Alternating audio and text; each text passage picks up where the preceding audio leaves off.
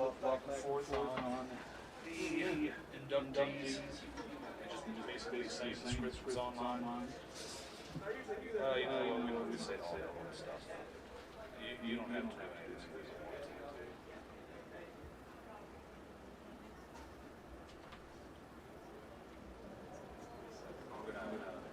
We're not too much water.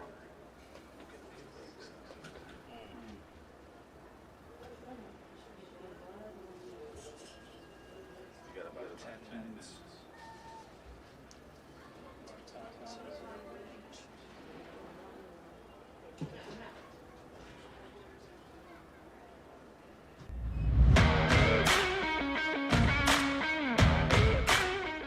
Welcome to Inside Hilltopper Athletics, brought to you by Panhandle Cleaning and Restoration. Here's your host, Todd Ullum. Welcome into Inside Hilltopper Athletics. I am Todd Ullum. Joining me is the head coach of football, Roger Wiley. The Toppers had a tough game this past weekend, at least Thursday night. 48-13 was the score. Limestone gets the victory over West Liberty, but coming into this one, we knew Limestone was going to be a very difficult test. Playoff team the past two seasons, and they got a lot of returning very good offensive skill players and some linemen as well. So it was a tough test for the Toppers, but your thoughts early on in that ball game? Well, you know, number one, you got to take your hats off to Limestone, first of all, that, you know, their quarterback was really, really good. I don't think you make a finalist in the Harlan Hill unless you have some validity to it. Absolutely. You know, it's tough to even get nominated for that, let alone make it as a finalist. So he was really good. You know, the people around him really good, but I was more concerned. You know, we had some positive things that come out of the game. You know, when I say positive, you know, at times we showed we could play with them. The consistency of playing with them has to improve. Don't think it was one of our better fundamentally sound defensive games up front and in the secondary. I thought, you know, if you look at it, we played well on first and second down, but, you know, they were 10 of 12 on third down, and it wasn't like it was 3rd and 1, 3rd and 2s. You know, I think the first 8 of them they made, it was 3rd and 6 plus. So being consistent from down to down is what we're looking for. I thought we won first down, second down, but third down we did not. Offensively, we moved the ball. We didn't finish drives. And so we show we have big play capability on the offensive side of the ball, but, you know, now we have to do that consistently in order to win football games. And then the third aspect of the game, I thought we didn't play well again on special teams. You know, at first the game plan was working where we're squibbing and not getting to the returners, and we kick one just a little bit too hard, gets the returners, and you can't give up, you know, consecutive games, kickoffs for touchdowns. So, you know, we work on it. We work on it probably more than most do, but we have to get better in special teams. In this ball game, it was week 2 or the second game of the season. The old adage in football, from the first game to the second game, the most improvement. How did you feel on your team's improvement? We improved, but there's still much more. And like I said, the improvement has to be on the mental side of mentally consistently doing things the right way and doing things with the right techniques and those type of things, you know, like receivers, getting your DBs, getting your hands on people, receiver running routes at the right depth. Offensive line going through your steps, going through those. So there's been too many communication mishaps on the offensive side, meaning, you know, they're moving the front and, you know, the tight end's going to block out. Well, they has to tell the tackle, hey, I'm going out, here comes somebody off the edge. Just those things that are frustrating, but, you know, and you don't want to use, you know, injuries are an excuse, being young's an excuse, but, you know, the fact of the matter is we're young. And we're going to go through some growing pains. If this team starts playing to their capabilities, will be a hard win. But until then, you know, we have to do what we're supposed to do in order to give us a chance to win games. Speaking of the youth on this team, how did you feel the left side of that offensive line, the 2 freshmen, did? I thought they're getting better. I mean, you know, the pool and the block that Jevin Harper made, that was probably one of the hardest traps I've seen here in 20 years. And so, you heard it from everywhere. And there, that's him learning, meaning he was supposed to actually turn up into the hole. But because everything caved down and they were bringing pressure off the edge, he was able to go to what he was supposed to do. So it tells me they're learning where, probably the previous game he would have turned up the hole and said, well, that's not my man. Well, I can't tell I tell the offense this all the time. I can't tell the defense where to line up. I can't tell them, hey, not to stunt. And so you have to be able to filter those out, and everybody combos off and then goes to the next progression. And so that was good to see. They're getting better and better every week, and they're only going to get better and better every week. And they have no time to say, okay, I got 4 or 5 games to get ready, or I got a year to redshirt and get ready. But the time is now. And so I thought, and here's the thing, physically they're ready to play. We have to be better mentally, and this is with everybody. Well, I'm no coach. There's a reason I'm in the booth calling the games, because I only know a little bit about football. But in my estimation, I thought Marquez Hurst had a great game. 7 receptions, 106 yards, and a touchdown. I thought Trevor Lagarde looked very good in his second game as well. Yeah, well, Marquez Hurst, as soon as he gets healthy, he'll be as good as receiver that's ever played here. I like to see him more aggressive to footballs, meaning if they're overthrown, go get it. He has that burst, but I think right now he's still nursing a little bit of an injury that prevents him to get there. And the big thing is getting those two on the same page. There's times where we throw the ball in an area we think he's going to be, and vice versa. I thought Marquez did a really good job of taking the releases that were supposed to be and owning his landmark, meaning a lot of times you'll see on this level where receivers get pushed to the sideline and the defender, well, he was able to stay somewhat vertical and own the numbers, and our quarterbacks have to see that in order. I thought, he played well, but he can play way better. He's not even reached his ceiling, and so we're excited. Hopefully we can do some things to get him matched up at times, and you can't go there you can't go in the well all the time, so somebody's going to have to emerge. I thought Nikis Hodges-Demery is coming along, learning the offense, and Ben Turner has been consistent for us, but probably the biggest upside was the tight end position finally showed his face. I thought Balgo and Ramsey did a good job in the passing game, and we got to get them going in the run game. So the Toppers fall in this one 48-13 against Limestone. Next week, it's a Saturday game, the first one of the year, also Hall of Fame Day here on campus. Frostburg State is coming to town for the first conference matchup in the MEC. What do we expect from the Bobcats? Well, first of all, they're a well-coached team. They're really, really physical up front on both sides of the ball.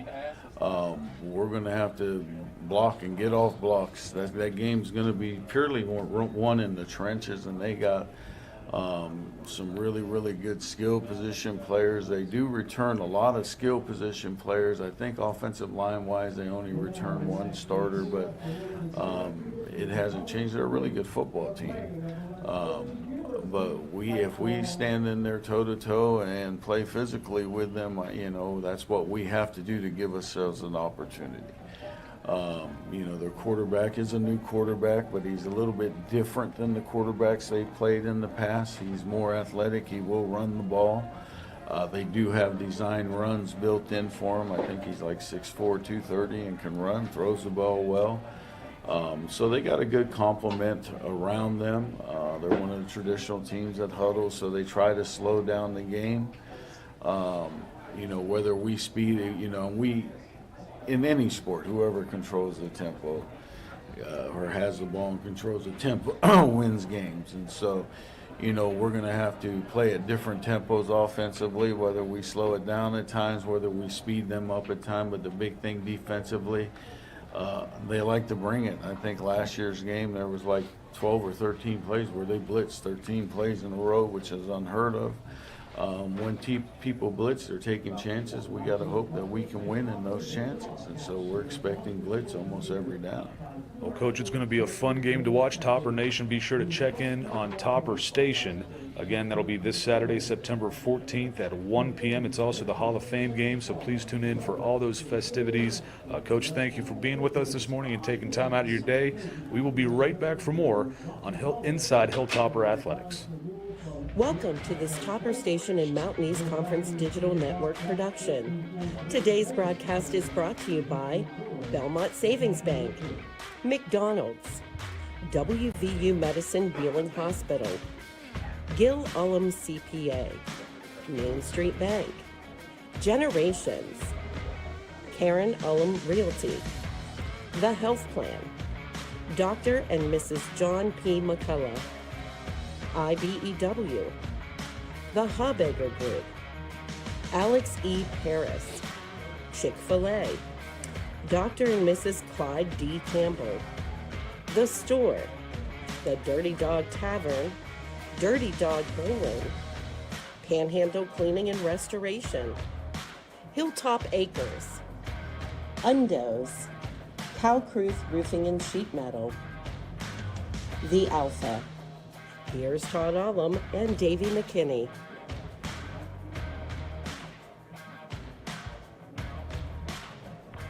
We are live from West Family Stadium in West Liberty, West Virginia. Thank you for joining us. It is a special day here on the Hilltop, Hall of Fame Day. We're going to see that at halftime, and also the first Mountain East Conference action of the season as Frostburg State is in town. Frostburg going to be a difficult matchup for the Toppers today.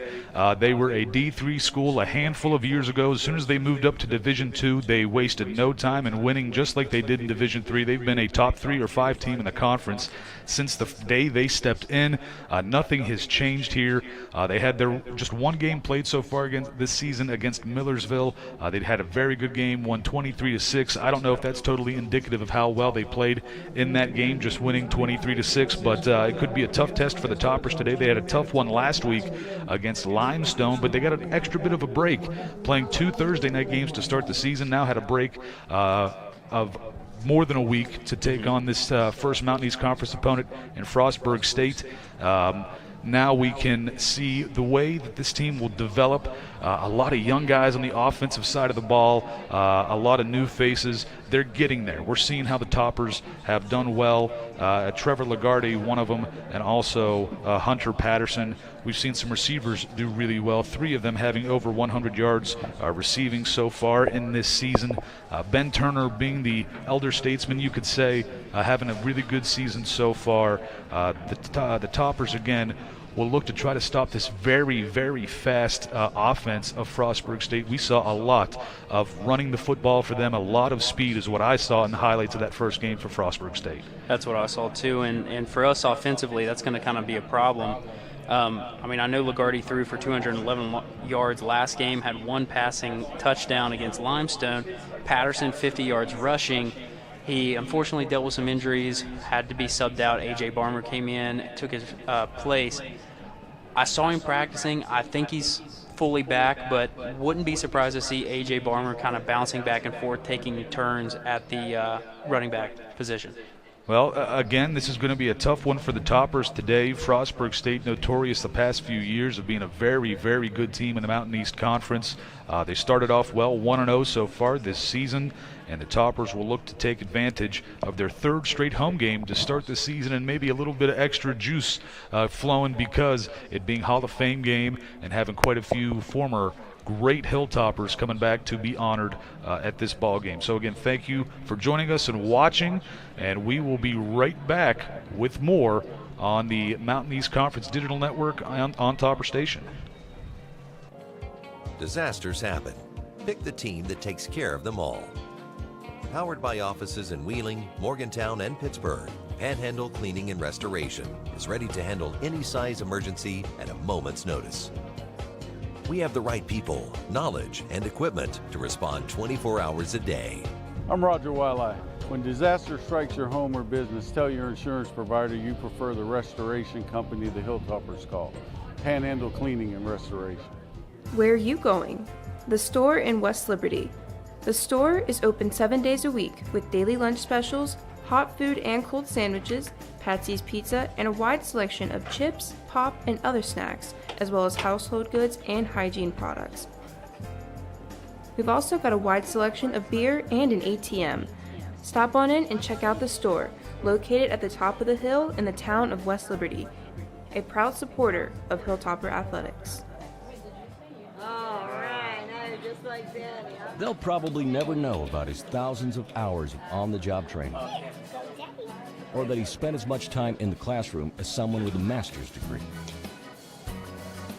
You and I know he's one of the experts when it comes to electricity, part of a team committed to doing the job right. They call him Dad.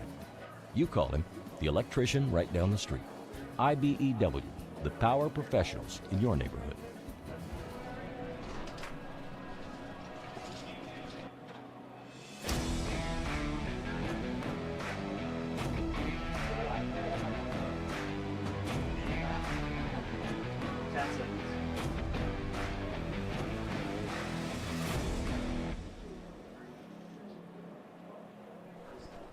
And welcome back to West Family Stadium. We're going to have a sideline report from our student broadcaster, Caden Bednarik. Caden, take it away.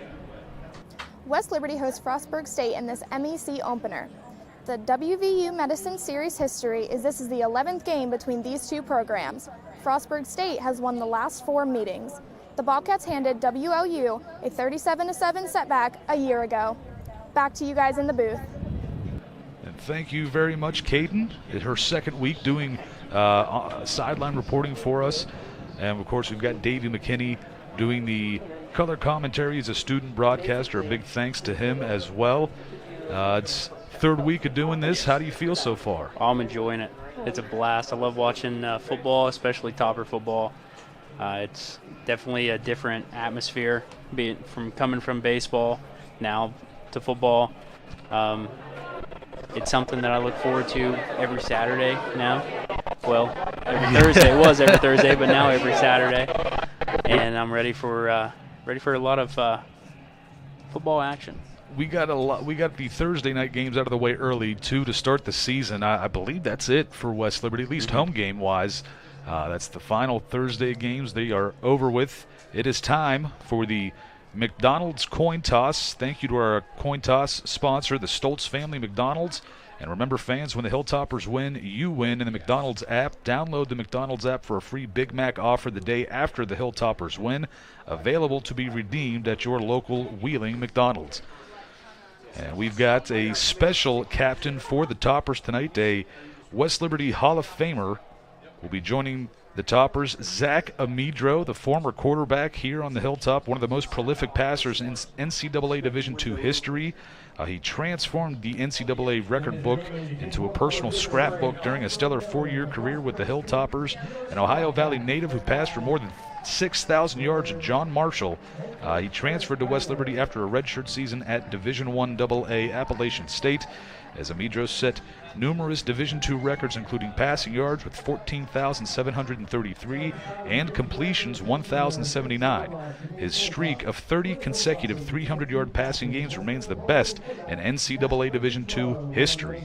As a junior, he led West Liberty to an unbeaten WVIAC, now known as the Mountain East Conference, title in 2009, an NCAA Division II berth, highlighted by a record-setting 84-63 playoff win against Edinburgh. A 2-time NCAA Division II All-American, Amidro also won back-to-back WVIAC and Atlantic Region Player of the Year awards, and was a runner-up for the Harlan Hill Trophy as National Player of the Year in 2009, 2010. That's the D2 Heisman.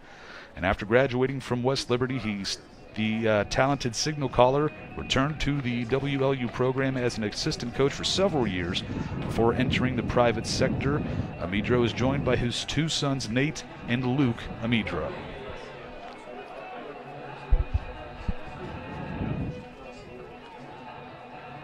Liberty won the toss. They elect to receive. The Toppers won the toss and they elect to receive, and let's do Zach Amidro some big honors here on Hall of Fame Day. He's already a Hall of Famer, so he's not being inducted today. He's already there. But let's do a big favor to him and show Frostburg State what this Topper offense is capable of, because it was maybe 15 years ago or so we got to see what Zach Amidro was capable of in his college days, and boy, was that a lot. I wish you had been up here to see that, Davey. I know you were pretty young at that point in time. Yes, I was. Now here come the Hilltoppers, wearing all black with some yellow trim. Frostburg State will be wearing the black pants with white jerseys as we get ready for kickoff here.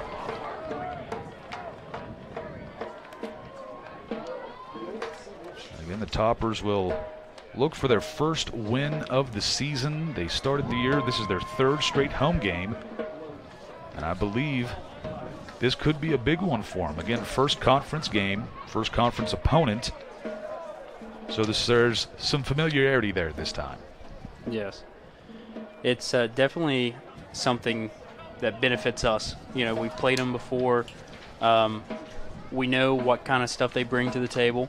So expect some good football this evening.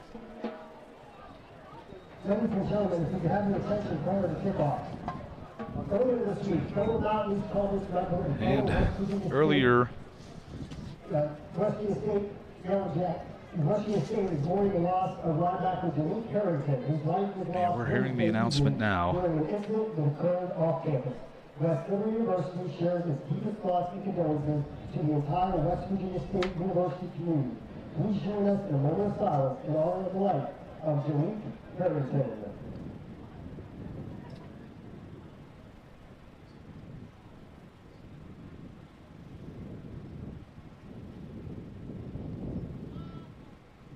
Thank you. The stadium just took part in a moment of silence for West Virginia State linebacker Jalik Harrington, whose life was lost Wednesday during an incident that occurred off campus. The entire West Liberty family sends our condolences to the entire West Virginia State University community. It was just a horrible, horrible situation that took place, and you got to thank every football player on the field right now, coaches, staff, everyone that's here in attendance. Our condolences go out to everyone at West Virginia State. Absolutely. Now we get ready for the Main Street Bank kickoff to start off this ball game. And the Toppers won the toss and will receive. Back deep to return for the Toppers. Hunter Patterson, number 20. And 29, Jamichael Ratliff. Ratliff, a 6'1" freshman. Hunter Patterson, a 5'10" junior tailback.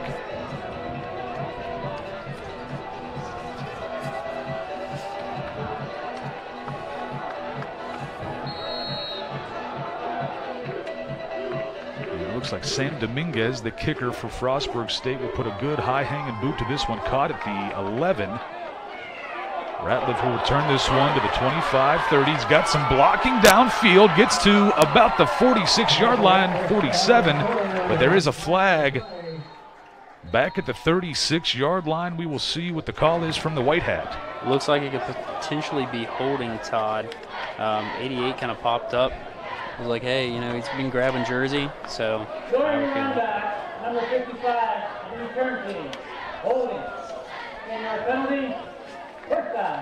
They call holding on Antonio Reed, number 55, the 5'11" sophomore defensive lineman, hailing all the way from Long Beach, California. Topper offense heads out onto the field. We got the starting lineup for the Toppers is Trevor Lagarde.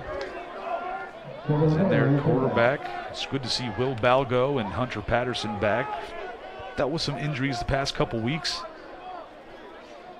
We got twins to each side stacked. Lagarde, right side. Balgo there just off the mark and incomplete.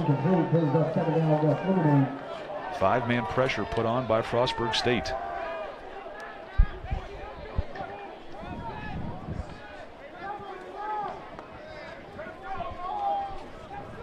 Comes to second down. Toppers stick with the same formation. They just kind of flip the receivers. Play action, quick throw out. Frostburg defense swarming on that one. A big tackle for no gain or a loss of 1. It'll be 3rd down and long. That was kind of the way it went against Millersville for them. They had 1 interception on the game, only held Millersville to 73 yards rushing and 115 yards passing. This Frostburg defense is ready to play for certain, as you see the starting lineup there for the Toppers.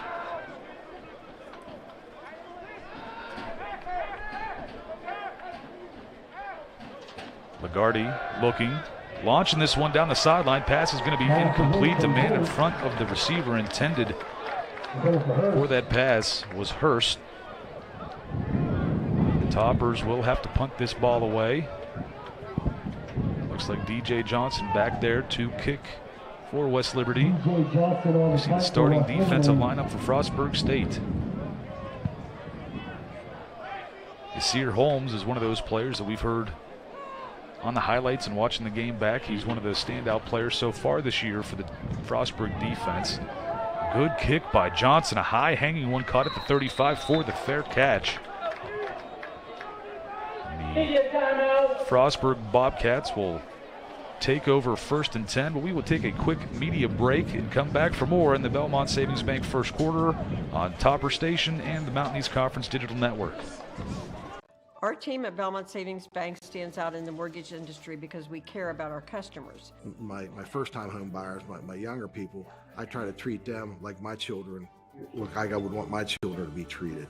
And the minute when those keys slide across the table to those owners, it goes from becoming a house to becoming their home. We call Ohio Valley home. Our motto is, how may we help you today?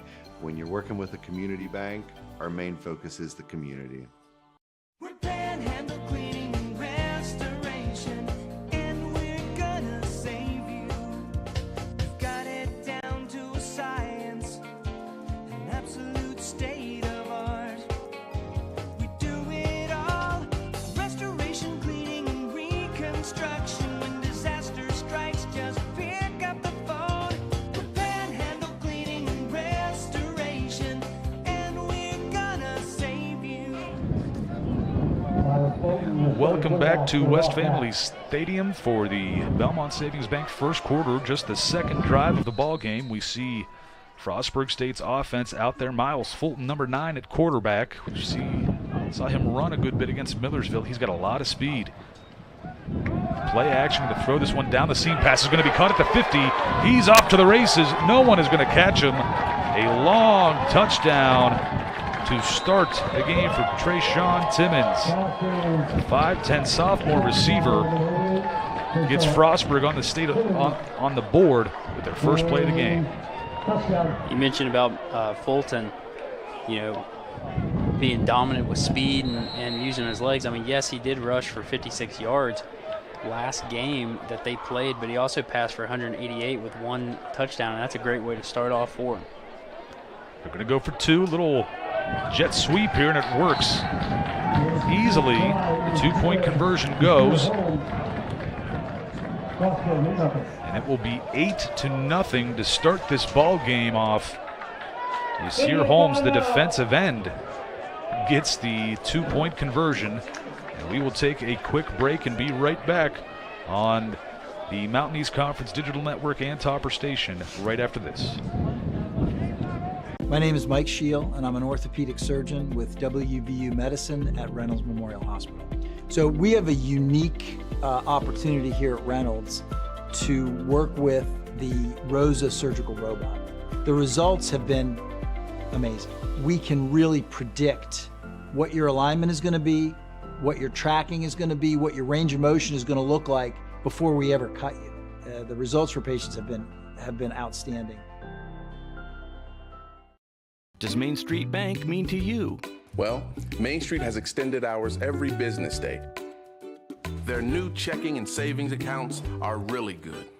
The balance requirement is very low. And they have online bill pay and debit cards right away. Plus, they have great service, higher interest. That's money in the bank, the right bank. Open your checking and savings account at Main Street Bank. You deserve a bank this good. And welcome back to West Family Stadium. Frostburg State scores in their first play of the game. A Miles Fulton pass to Trayshawn Timmons for about a 45-yard touchdown right off the bat, and what a way to start their conference schedule for the Bobcats. They were able to tack on the 2-point conversion to make it 8-0 very early on here. I'm sorry, take that back. 65-yard, going backwards here. And a good 55-yard run after the catch for Timmons. There was nobody around, was on an island, and won that battle. Now the kickoff. This one, Harris and Fritz for Frostburg State, going to be caught at pretty much the same exact spot as the opening kickoff, but going to be dropped at about the 16-yard line. Good coverage for Frostburg State. Topper offense will get an opportunity once again as Trevor Lagarde and company will try to get the ship righted. And again, a rough start as the Toppers have a young group on this offense, a young quarterback, young, at least in terms of playing time, young in Hunter Patterson, and the left side of the offensive line are all freshmen. Can't let too big of a hole get dug. Need to respond here with a good drive to the Toppers. Man goes in motion. Lagarde, screen pass for Patterson. He's got blockers out in front. Gets to the 30 for the first down and more. He's loose to the 50, 40, 30. Man trying to chase him down. Gets in the way. The Toppers answer immediately with the touchdown.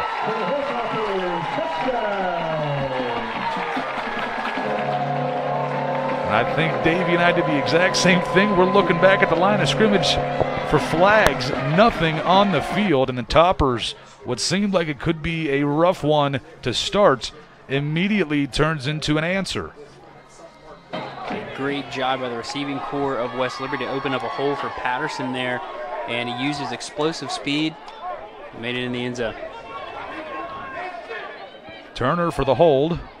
Waddell's kick is blocked and recovered by Frostburg. It's still loose. Now Frostburg gets it. So it'll be a 2-point ball game, 8-6, with 13:22 to go in the Belmont Savings Bank first quarter. Wild start to this ball game, but we will take a break and be right back with more on the Mountain East Conference Digital Network on Topper Station. From the long-lasting and reliable heating and cooling systems we send out the door, to the friendly and knowledgeable dealers who go the extra mile. With a no-hassle replacement limited warranty, you can trust day and night to deliver outstanding service and performance, keeping you a step ahead with advanced technology and exceptional comfort. To find a day and night dealer, visit dayandnightcomfort.com. Looking for a reason to try the new $5 meal deal at McDonald's? Here's 1, 2, 3, 4, and the price makes 5. So much. That's everything you get with the new $5 meal deal at McDonald's. And welcome back to the Belmont Savings first quarter here at West Family Stadium. The Toppers have responded right away to Frostburg State's huge touchdown, a 65-yard touchdown pass on Frostburg State's first play of the game after a 3-and-out for West Liberty. West Liberty on their second possession, first play to the house for Hunter Patterson on a screen. And Patterson, so far, we've seen him in his first 3 games, even with the injuries that he's faced. He finds that open hole. He's got speed to burn. He really does. He uses it to his advantage as well. I mean, he's kind of struggled finding holes in the offensive line throughout the season, but he just showed right there what he can do with his legs. You get him in open space, and he can outrun just about anybody in the conference. On for the kickoff for the Toppers, redshirt junior Morgan Williamson. We've seen the Toppers use some squib kicks and little different styles of kicks. And here we go again. Low line drive, going to bounce around at the 20. Finally picked up by the up man. He's going to return this up to about the 31. And that's where Frostburg will have their second play of the ball game. Patterson scoring on an 81-yard touchdown. Catch and run on the screen pass. Lagarde now 2 of 4 with the touchdown, 90 yards through the air. This could be a high-scoring affair. It could. If I could speak, it could. Frostburg will line up in the pistol. Fulton back there with Owen Doyle, a redshirt sophomore tailback. Doyle takes the handoff up the middle. Meets the middle of the topper defense. Gets met by Marcellus. Redshirt junior, one of the leaders for the Toppers defense out there. Owen Doyle, he reached the end zone twice against Millersville. Only red zone scores, though, 1 yard each, just to be honest, and ended the game with 95 yards. Now a stoppage in play.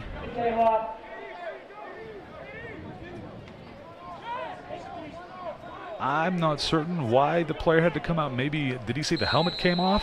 I think so. Okay, I believe 26's helmet came off and had to get a new player on there. Fulton now in the shotgun.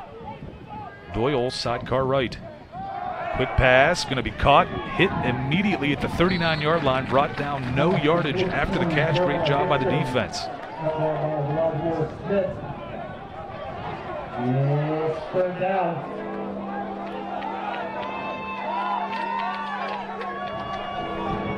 And on the tackle for the Toppers, Elijah Morris-Smith.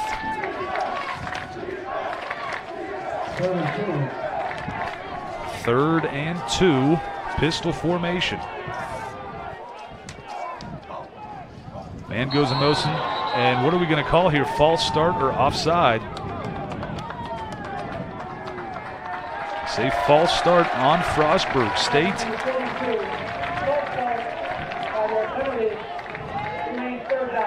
Push him back. They called that on number 42, Max Heineman, a 6'2 sophomore tight end. So it'll be third down and 7 from the 35.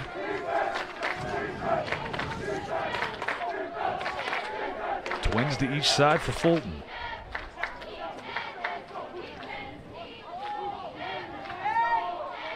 Play clock down to 3. Gets the ball snapped, looking down the middle of the field. Pass is there, going to be caught at the 45. No one's going to catch him. It's going to be a touchdown for the Bobcats, and they answer immediately as well. Amari Namdihal, the junior wide receiver, gets past everybody for the score. It is 14-6. We will see Frostburg line up for the extra point this time. Great job by Fulton there. Saw the mismatch with Fasumanu, took advantage of it, and they put 6 on the board. Out for the kick, Brandon Keene, a 6'2 senior kicker. Holder did a good job on that one. The kick is good, make it 15-6 with 11:24 to play in the Belmont Savings Bank first quarter. We will take a quick break and be right back for more on the Mountain East Conference Digital Network on Topper Station. Disasters happen. Pick the team that takes care of them all. Powered by offices in Wheeling, Morgantown, and Pittsburgh, Panhandle Cleaning and Restoration is ready to handle any size emergency at a moment's notice. We have the right people, knowledge, and equipment to respond 24 hours a day. I'm Roger Wiley. When disaster strikes your home or business, tell your insurance provider you prefer the restoration company the Hilltoppers call, Panhandle Cleaning and Restoration. For over 4 decades, the health plan is called West Virginia Home. It all started with a vision to serve our community with pride and integrity. We've grown alongside West Virginia, becoming part of its fabric. We've been here through thick and thin, supporting local families and businesses.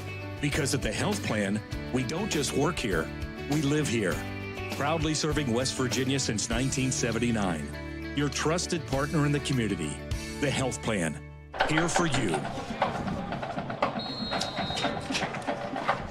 welcome back to West Family Stadium. Frostburg is set to kick off once again. Short kick, fair catch called for. And caught at about the 28-yard line. That's where the Toppers will start first and 10. We will pitch it back down to the sideline for our student sideline reporter, Caden Bednarik. Caden, take it away. This is the first time the Toppers hit the field this season for a daytime game, with the sky being partly cloudy and the temperature high of 87. The heat may be challenging for these two teams.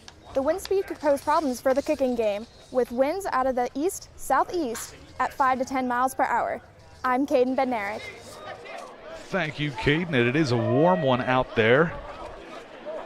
We've had 2 night games to start off this season, so a game starting midday is kind of rare for us, as that's going to be an incomplete pass, I believe. Yes, there are whistles. Trying to do a little wheel route there with Hunter Patterson, couldn't get it going. It'll bring up second down and 10 for the Toppers. And what a fast-paced way to start this game. Toppers go 3 and out to start on the first series. Then Frostburg State scores on the first play for their offense. West Liberty gets back out there, scores on first down. Frostburg once again, very shortly, gets a touchdown after that. Bobbled handoff, but A.J. Barmer able to keep control and gain a couple of yards. It'll bring up third down and 8.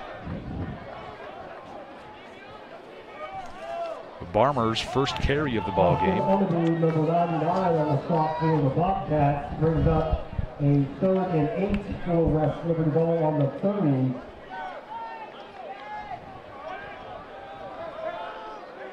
The Toppers come out with a 2 tight end set. Barmer still out there with Lagarde to the right. Lagarde steps up in the pocket, has to fire it to Barmer, incomplete. That'll bring up a 4th down and 8. The Toppers will have to punt this ball away.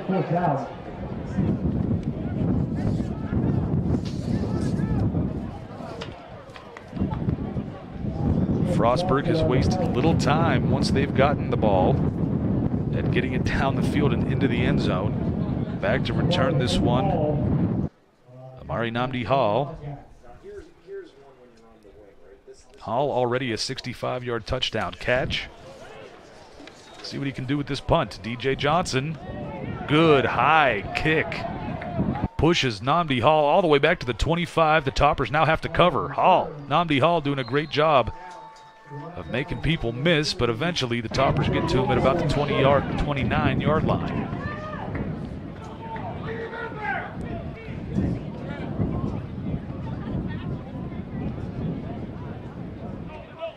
.10:30 left to play in this Belmont Savings Bank first quarter.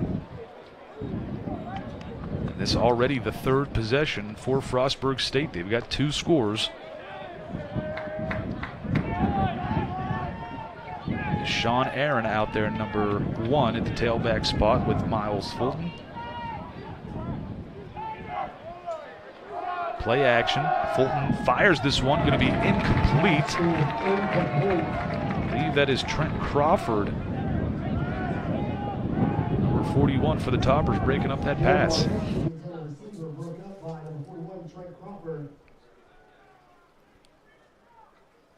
2nd and 10.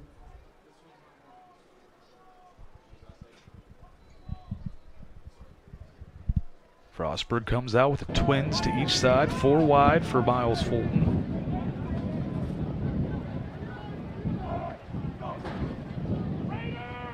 Namdi Hall goes in motion. Pass quick out.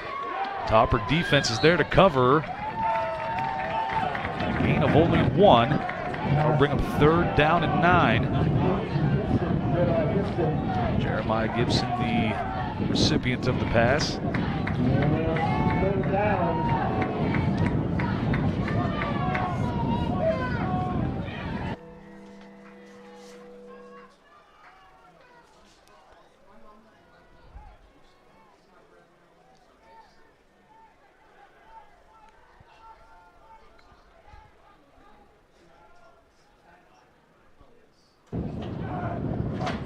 Fulton dropping back, is going to step up into the pocket. He's going to run with this one. We've seen him his speed on the highlights, he's going to get the first down in a gain of about 10, maybe 11. Good job by Fulton to extend that play with his legs. Once again, like you said, shows it well. He shows right there what he can do with not only his arm, but also with the speed he has as well. When you've got a quarterback that's that much of a dual threat, he gets the ball out quick, he gets it there fast. And when it's not there, he can pull it down and run.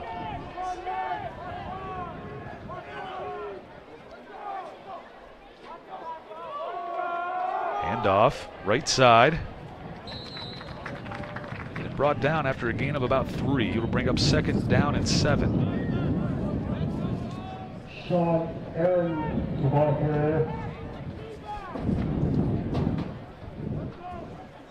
DJ Johnson and Chris Allen on the stop for West Liberty.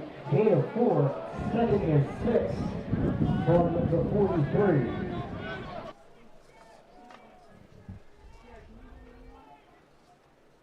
Bobcats will keep the formation tight on this one. It looks like they're going to run the football. Let's see what they do.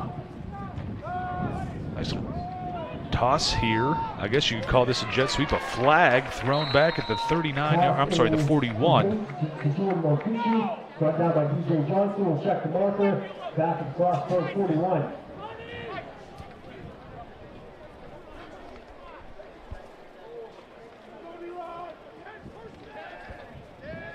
Offense, number 42, 10-yard penalty in the previous spot. Repeat 2nd down. So they call the hold. I believe they said number 42. We check the Max Heineman, the tight end. He was who they called for the false start in an earlier drive for Frostburg State.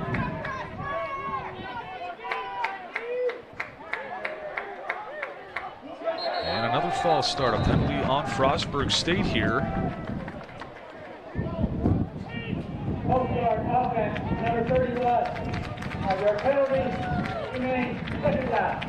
Namdi Hall called for this one. Let me know, I'll turn them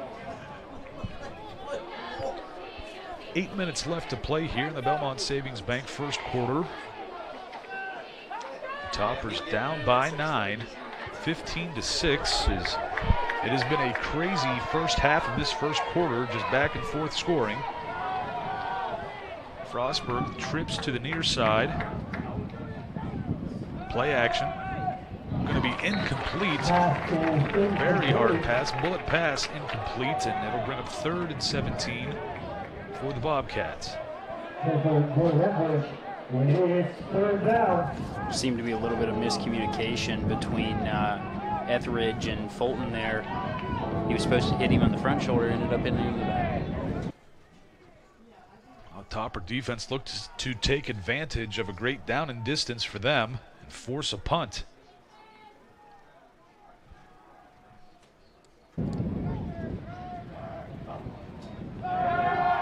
Right side, wheel route, going to be hit immediately, but stays on his feet. Finally brought down for the tackle. And it'll force a 4th and long. Elijah Morris Smith for the Toppers with a big hit on that play. Loved how he laid the wood on that one. Still managed to get up, maintain himself, and get him down for a tackle. Now on for the punt for Frostburg State. It'll be Sam Dominguez, number 82, back deep for the Toppers. Trying to get a number on this. Fair catch, not called for. Unbelievably, a flag is thrown. It'll be against the Toppers. The man on the return for West Liberty is number 80, Josh Vine. Looked like a potential block in the back.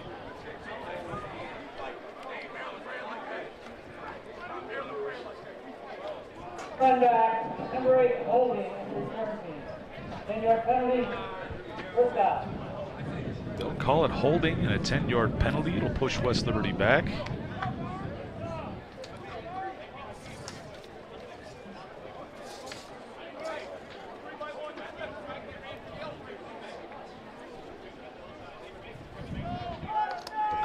out there with Hunter Patterson. West Liberty will start 1st and 10 from their 17-yard line.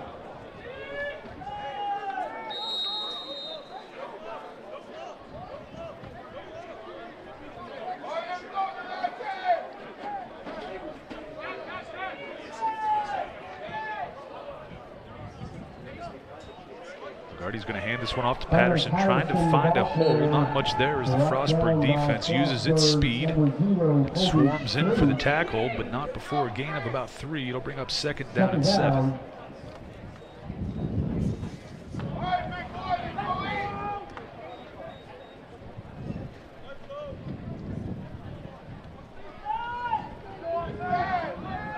Spencer Ostovich lined up as fullback, listed as a linebacker, but getting some time on the offensive side of the ball. Patterson finds a lane, gets to the 35-40.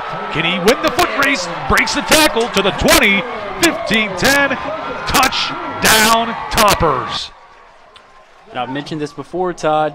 Once he finds the hole, he does a great job of using his explosive speed. And no one in this conference, I'm going to put this out here. I'm sorry to be biased, but I don't think anyone in this conference might be able to catch Hunter Patterson in open field. Hunter Patterson, unbelievable. He had a receiving touchdown on a screen pass for 80 yards, the first touchdown of the game for West Liberty. Now he takes this carry just about the same distance for another touchdown as Toppers try. This time is good. Make it 15-13, 6:06 left in the Belmont Savings Bank first quarter. We'll be right back for more on the West Liberty Sports Network with the Mountain East Conference Digital Network.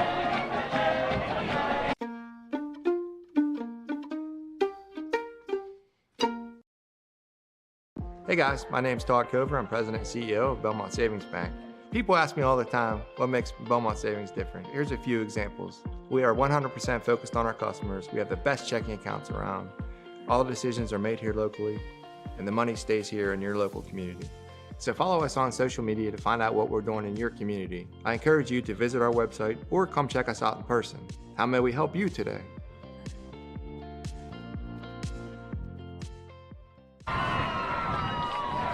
Welcome back to West Family Stadium. The Toppers, a huge run on that one for Hunter Patterson. 80 yards to the house, so he's got an 81-yard reception touchdown. He's got an 80-yard run for a touchdown in this ball game.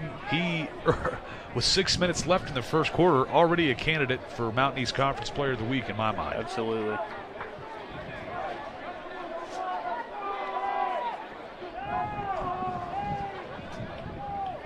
On to kick for the Toppers, Morgan Williamson. See if he does the line drive, the low little squib kick, make it bounce up over the head of the returning player. Now finally Frostburg's returners do get it. He's got some room, tries to run over a pile, and a flag is thrown, potentially on Frostburg State. Jeremiah Gibson returning that one for the Bobcats. Running right back, holding. Number 10 of the return. 10-yard penalty, first down. I believe they called it. Did they call it on number 10? They did, yes. I think he was the man returning the football. I could be wrong. But it did look like he tripped over his own man, KJ Smothers, and he was the one that got the tackle. Yeah. So Frostburg will line up on their 20-yard line, 1st and 10. With a 2-point lead. West Liberty has answered every time they've scored. Fulton will hand this one off. Some tough running, but just a gain of 2 for Owen Doyle. Bring up 2nd down and 8.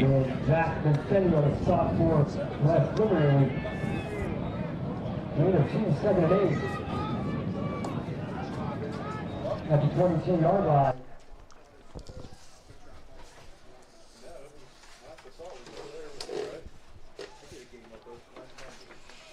Frostburg's offense comes up to the line, trips to the near side.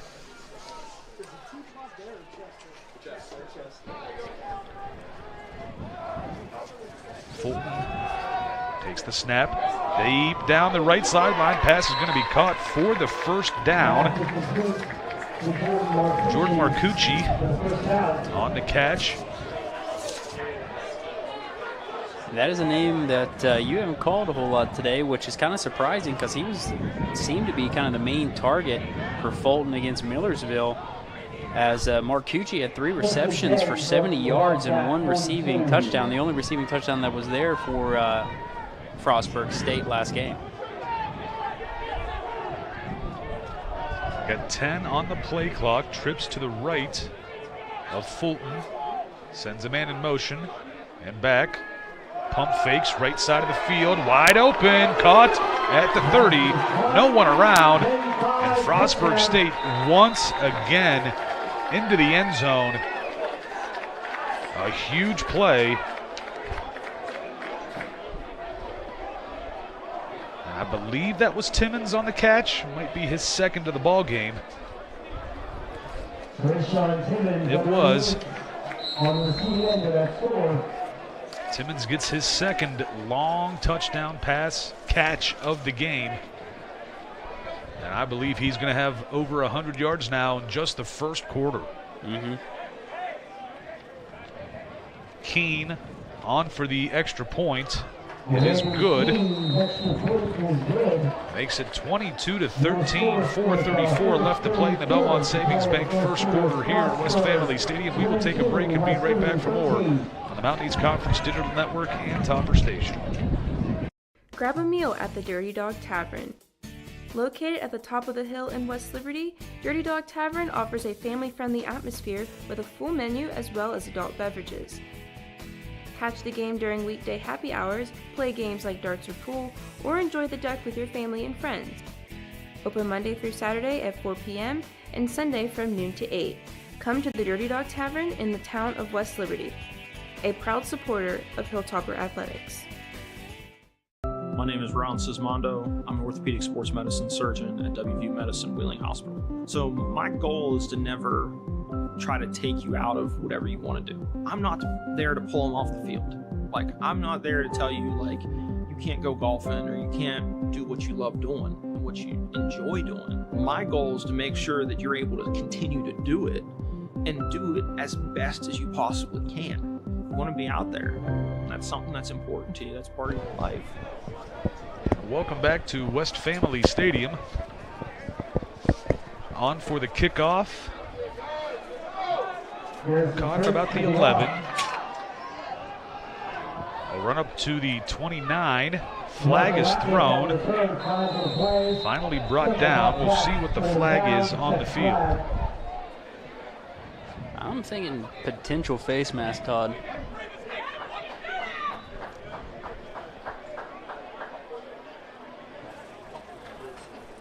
Going to run back, face mask, number 37 of the kicking team. A 15-yard penalty will be out at the end of the run. First down. Put that flag on Kurt Thomas, a sophomore safety out of Salisbury, Maryland.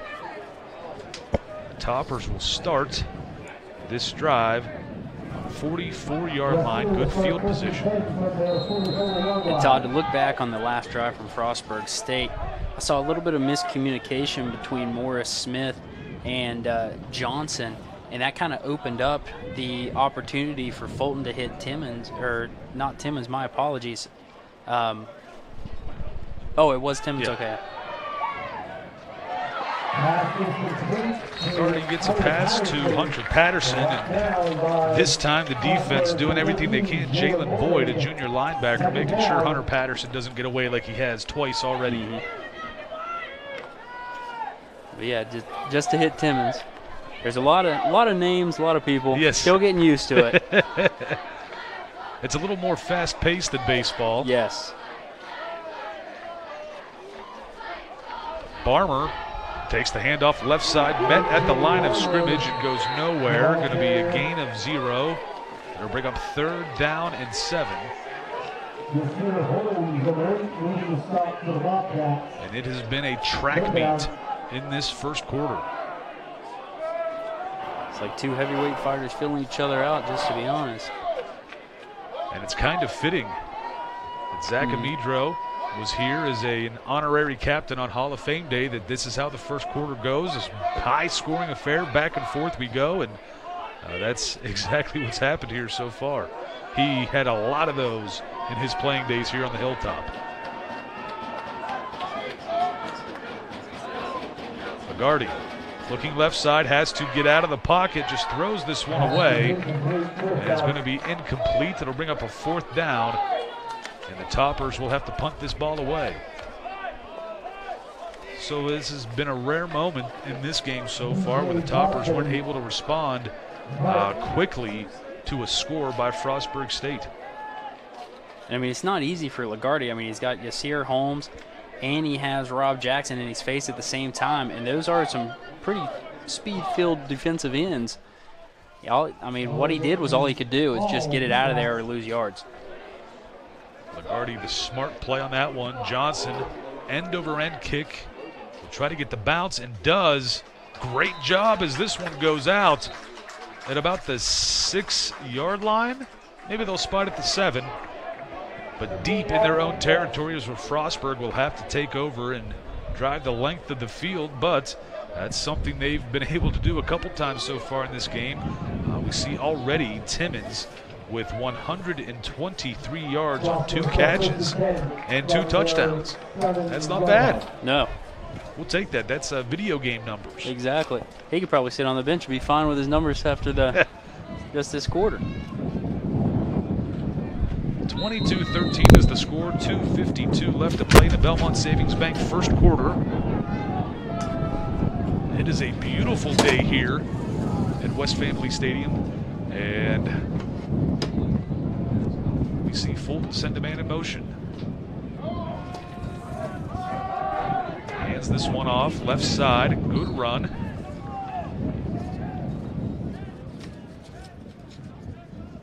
Gain of a couple, maybe 3. We'll call it 2nd down and 7 coming up. Andre Smith, Walter, Trent Crawford on the stop.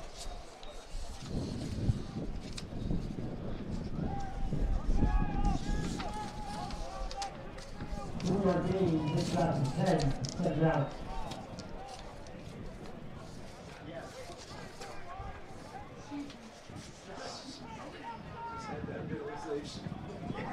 Fulton going to keep this himself. Helmet comes off on the tackle. The Topper defense wasting no time on that one.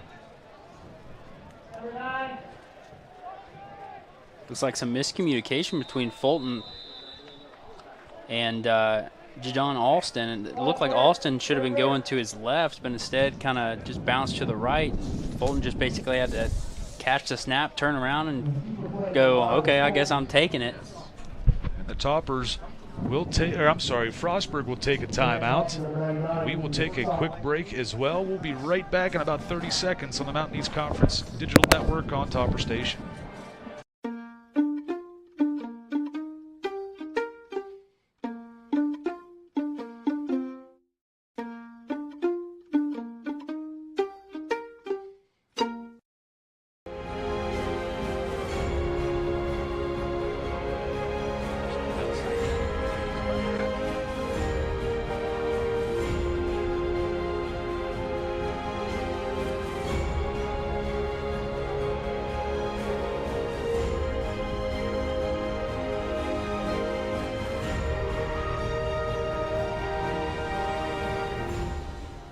Welcome back to West Family Stadium.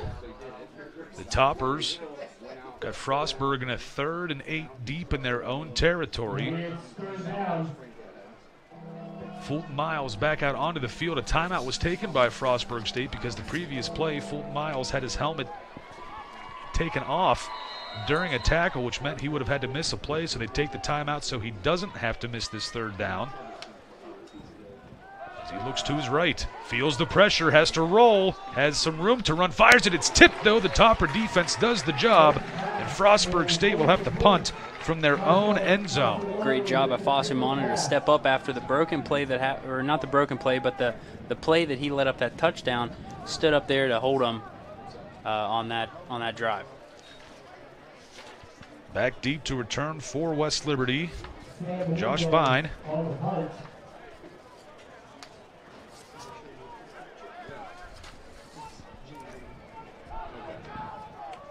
Sam Dominguez to punt this ball away for the Bobcats. Off the side of his foot, high hanging punt, fair caught at the 45-yard line, and a late flag. And I believe it will be called on West Liberty. Elijah Morris Smith said his name a few times in this ball game today.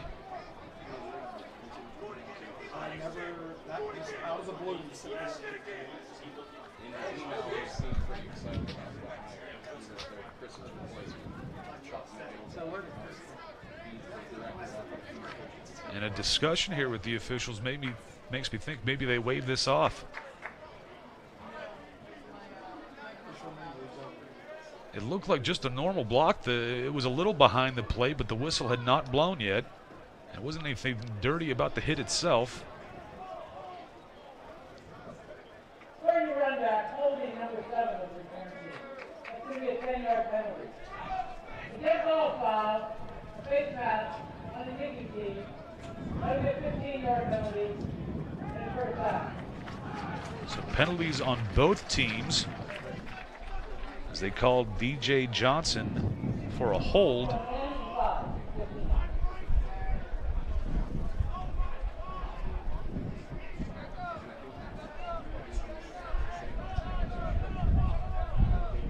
So the officials mark it off for the 10-yard penalty against the Toppers, and then the 15-yarder after the play on Frostburg.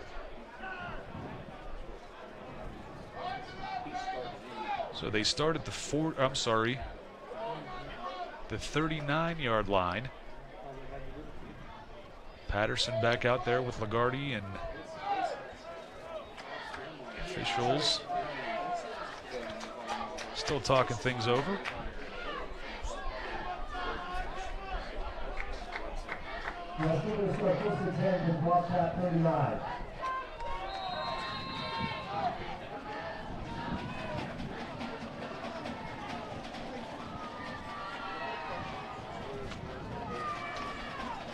Handoff for Patterson. Finds some room after a good block by Settles. He's going to be brought down by number 21 of the defense, Marquise Alsop.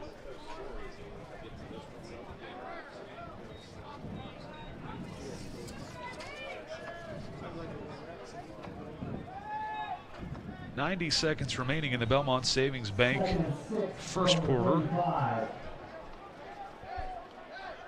I was super impressed with the block from Settles, but then I was even more impressed by the open tackle there by Alsop.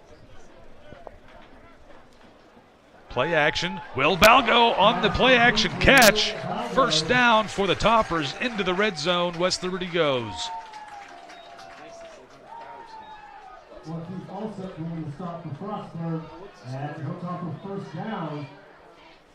We saw Will Balgo deal with an injury last week against Limestone. Good to see him back in the lineup and able to contribute.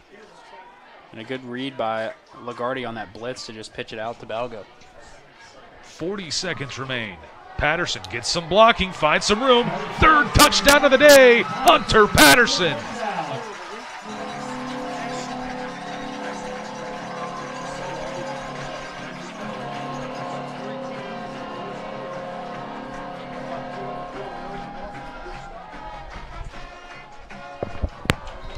Well, whatever Patterson had this morning for breakfast, I think the rest of these Hilltoppers might start eating it because he is having himself a day. Tyler Waddell trying to make this a 2-point ball game with this extra point. High snap, but Turner able to catch it, bring it down. Good hold. The kick is good. 22 to 19. 34 or 22 to 20. So West Liberty will kick off. We will take a quick break on the Mountain East Conference Digital Network and Topper Station.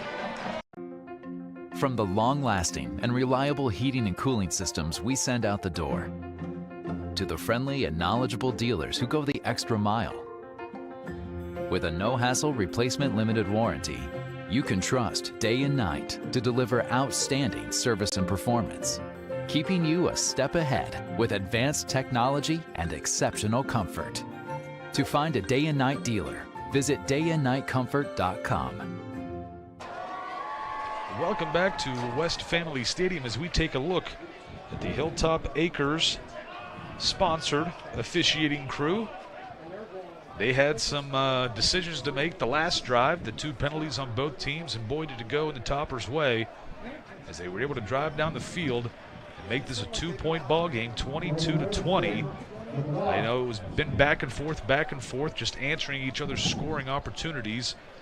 And then the Toppers able to finally hold Frostburg from scoring, and they immediately answer with the touchdown themselves. So the Toppers find themselves in a ball game here in the first quarter. Little squib kick, bounce around and just fall on top of it at the 24-yard line. That's where Frostburg State will take over.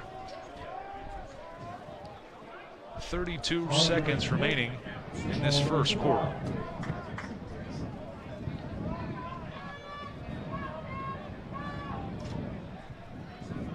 I was going to tell you, this probably goes without saying, we make sure we're photography.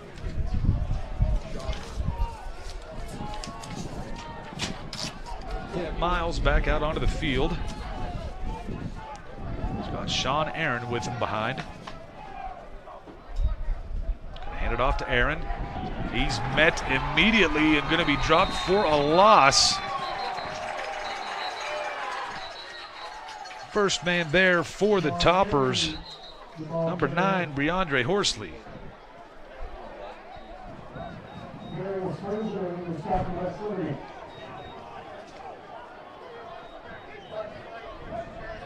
Bring up second down and 12.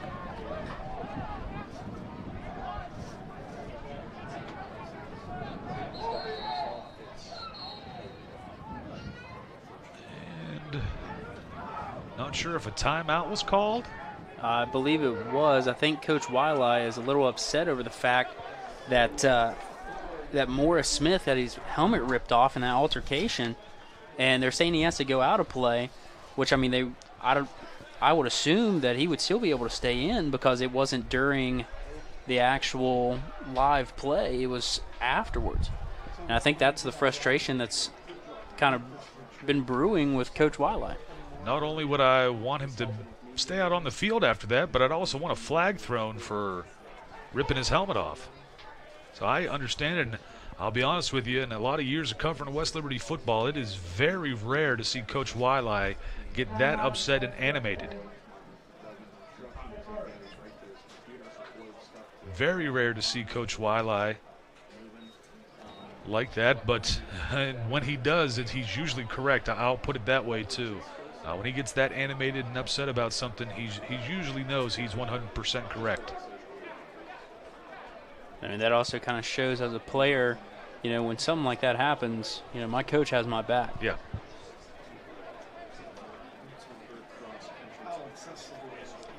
So both teams come back out onto the field after the West Liberty timeout. 19 seconds remain in this first quarter. 2-point ball game, 22-20. It has been back and forth in this opening frame.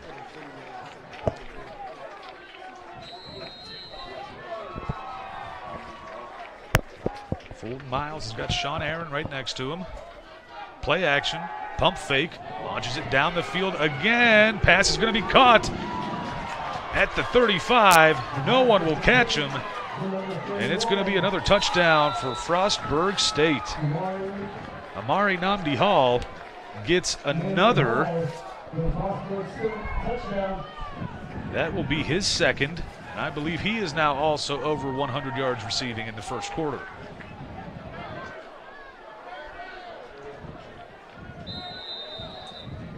Got an injury for the Toppers.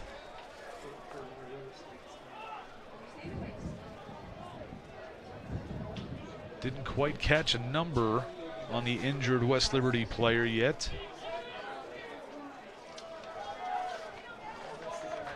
But it looks like it could be number 3. Or no, I'm sorry.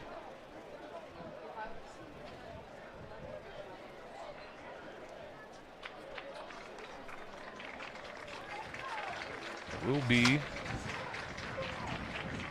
Tate, number 6, the defensive back, the 5'9" senior.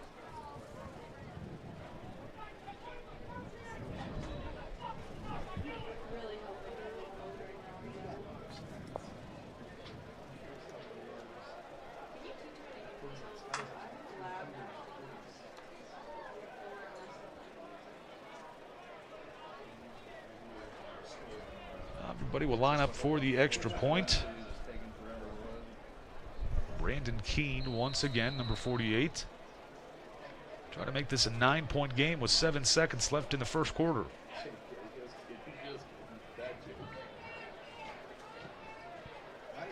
And the kick is good. We will take a quick break and be right back on the Mountain East Conference Digital Network and Topper Stations. What if your bank offered new checking and savings accounts with a very low balance required, online bill pay, and debit cards issued right away? I would like that. What if that bank had extended hours every business day and were open on Saturdays? That's incredible. And several of their CD accounts have some of the best interest rates. That's money in the bank. The right bank. Open your checking and savings account at Main Street Bank. You deserve a bank this good. From the long-lasting and reliable heating and cooling systems we send out the door, to the friendly and knowledgeable dealers who go the extra mile. With a no-hassle replacement limited warranty, you can trust day and night to deliver outstanding service and performance, keeping you a step ahead with advanced technology and exceptional comfort. To find a day and night dealer, visit dayandnightcomfort.com. And welcome back. The kick is off. Caught at the 14-yard line. We brought down at the 25, and now a flag is thrown late. I believe this will go against Frostburg State. And it looks like it's going to go against Owen Doyle, number 2.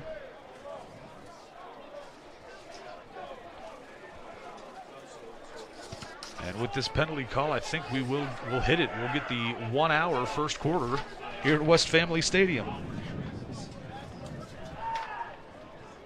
Dead ball, personal foul, number 2 in the kicking team. A 15-yard penalty will be added at the end of the run. First foul at the end of the fourth quarter. Well, the Belmont Savings Bank first quarter is over. Tack on 15 yards to the return.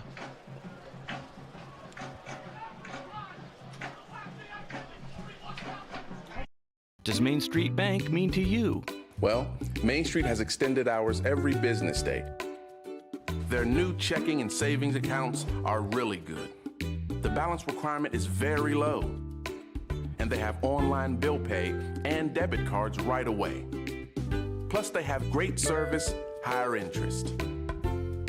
That's money in the bank. The right bank. Open your checking and savings account at Main Street Bank. You deserve a bank this good. My name is Mike Scheel, and I'm an orthopedic surgeon with WVU Medicine at Reynolds Memorial Hospital.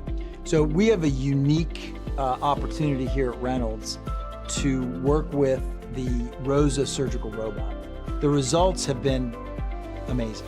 We can really predict what your alignment is going to be, what your tracking is going to be, what your range of motion is going to look like before we ever cut you. The results for patients have been outstanding. Welcome back to West Family Stadium.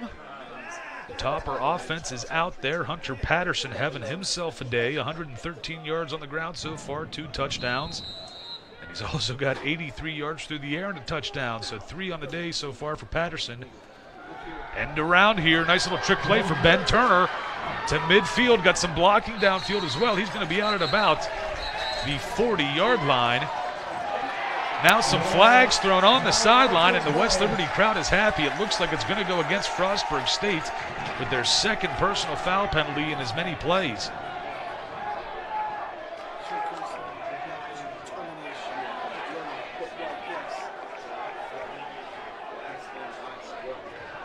Well, the first game of the year against Walsh took a long time because of penalties in that first half. This game has taken a long time in the first quarter just from the amount of points scored. 49 points scored in the first quarter. That's crazy. That's unreal.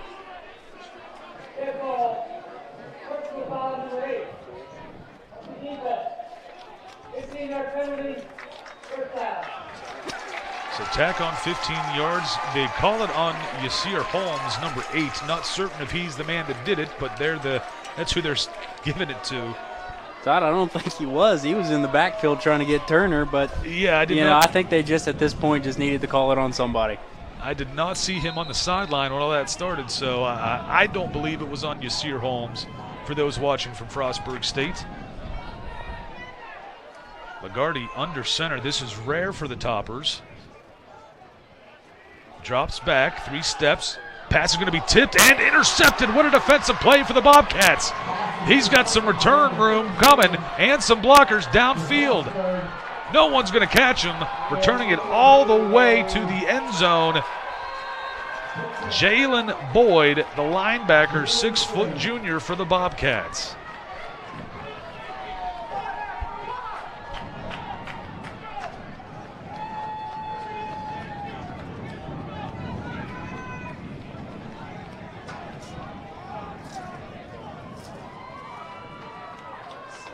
(35-20) is the score. Brandon Keene back out onto the field for the extra point to make it 36-20. The first play, well, early plays of the second quarter.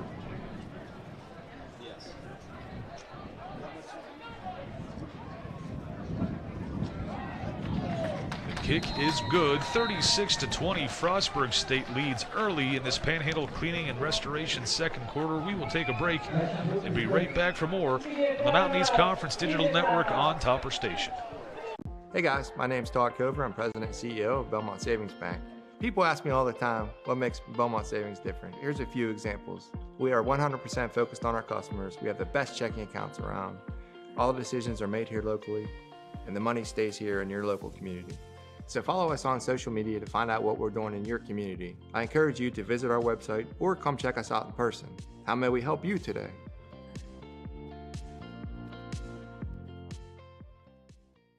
For over 4 decades, the health plan is called West Virginia Home. It all started with a vision to serve our community with pride and integrity. We've grown alongside West Virginia, becoming part of its fabric. We've been here through thick and thin, supporting local families and businesses. Because at the health plan, we don't just work here, we live here. Proudly serving West Virginia since 1979. Your trusted partner in the community. The health plan, here for you. And welcome back to West Family Stadium.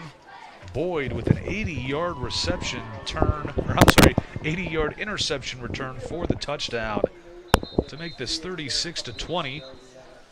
Early in the Panhandle Cleaning and Restoration second quarter. And that's something that the Toppers, both these teams, honestly, with the amount of points scored in the first quarter and early in this ball game, a little bit of Panhandle cleaning up. Some mistakes could be done for both sides here in this first MEC conference game for both of these teams.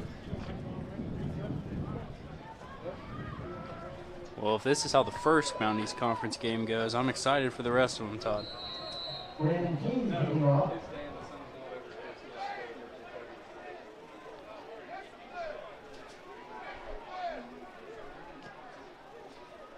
pooch kick here. Harm will catch this at about the 15. He's a starting inside backer trying to make some moves. And he gets a return up to about the 21. Wonder if he played running back in high school. Wonder if he carried the ball. It's quite shifty on that. Kind of reminded me of Paul Blart when he was on the little cycle thing, kind of going back and forth.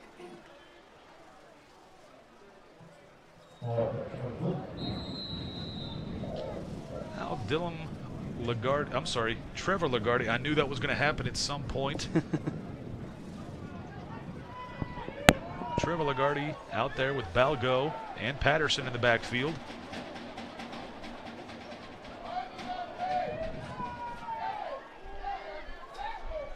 Patterson left side. Ball is loose, still loose. Who's going to come up with it? And it looks like the Topper offensive line gets there and saves the day. Looked like it was number 69, Evan Harper, Steubenville, Ohio, a local product.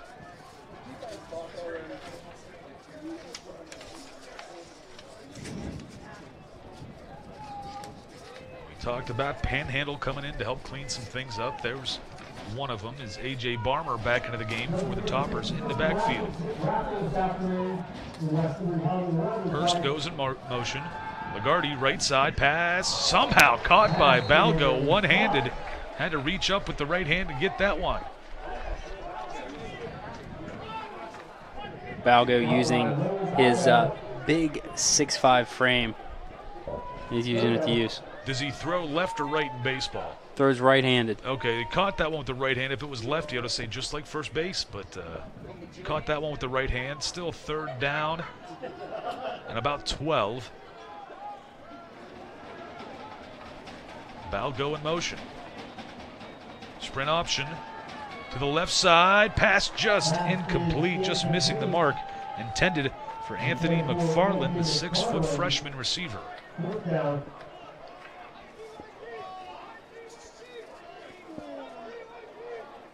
Down by 16. The Toppers will have to punt this ball away.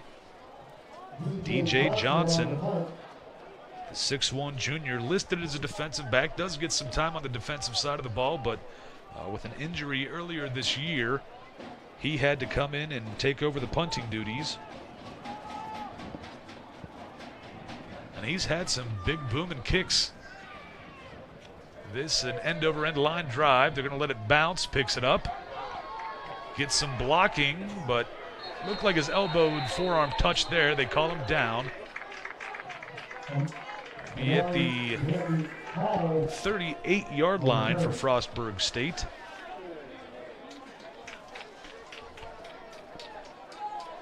Mari Namdi Hall, the man on the return. Flag is thrown.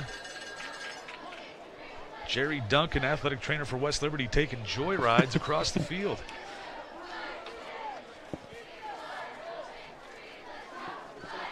I was going to say, I didn't know what happened. I didn't know if Marshawn Lynch made a guest appearance and he took the card.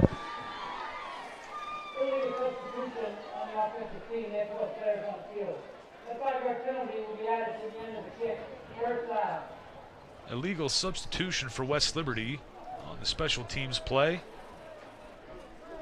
Tack on 5 yards to the return. So it'll be spotted at the 44-yard line, 1st and 10 for the Bobcats. 12:45 left to play in the Panhandle Cleaning and Restoration second quarter. Guess that cart didn't get across the sideline quick enough. Maybe that was the illegal substitution.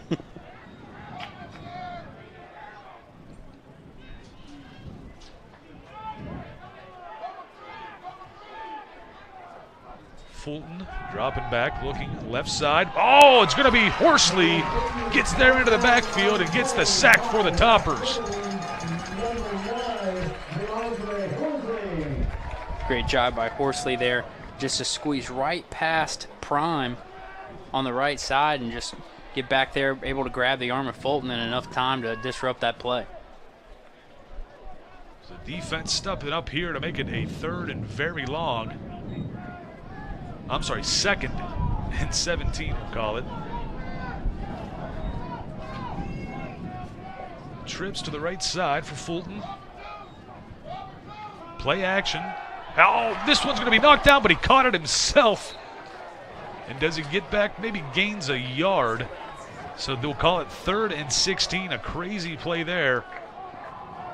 The Topper defense looks fired up and ready to go. They got a little bit of a talking to by Coach Monteroso after that last drive, and they look fired up and ready to go for this one. They really do. Great job there from the freshman, Frazier, just to get his hands up, block it back down, and Fulton, lucky. Same formation for Frostburg. Toppers show blitz. They're going to rush 4. Ooh, it's hit hard by Horsley. Loses his helmet and the football. Toppers crushing people on the field right now. Good afternoon, Breandre Horsley. And Horsley injured.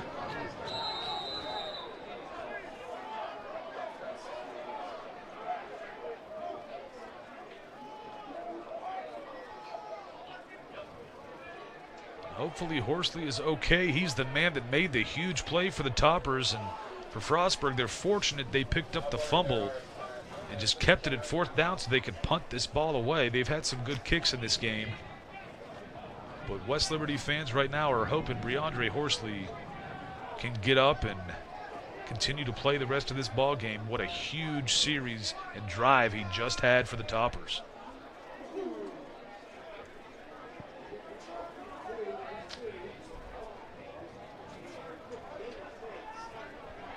He is the man that the Toppers look to help replace some of the production and leadership that we saw from Cam Rice last season.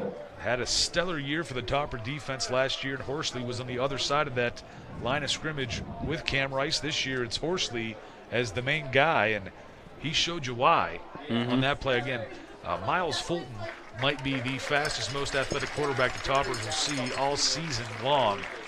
And he took him out blindside. Horsley now able to get some help off the field. And again, best wishes to him. Hopefully he gets healthy quickly. And this is not a long-lasting injury.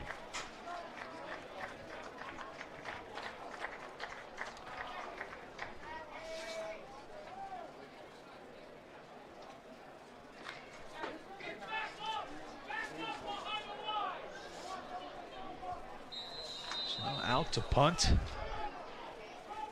Sam Dominguez. End over end. Short kick. Out of bounds at about the 36-yard line. No return. The Toppers will take over 1st and 10. We saw how spirited a series the defense had last drive. Let's see what the offense can do.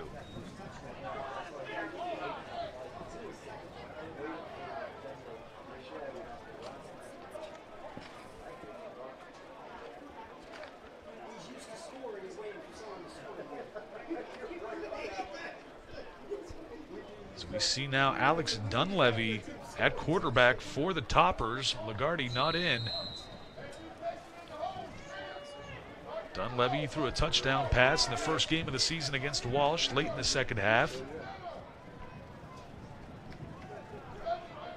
Sends Ostovich in motion. Patterson trying to find some room on the left side. It's a carry of about 3.5. 2nd down and 7 coming up.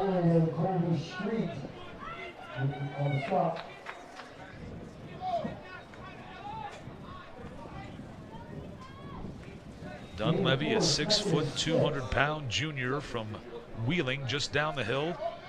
Came to West Liberty by way of West Virginia State and went to high school, local product at Wheeling Park. Hunter Patterson up the middle, gets some good blocking to midfield at the 50. I believe they're going to call this the 1st down. And they will. They'll move the chains. No, the offensive line for West Liberty is young, but they're doing a great job today of opening holes for Patterson to run through. Barmer coming in to give Hunter Patterson a breather. Patterson has had a career game so far. There's still 10 minutes left in the first half.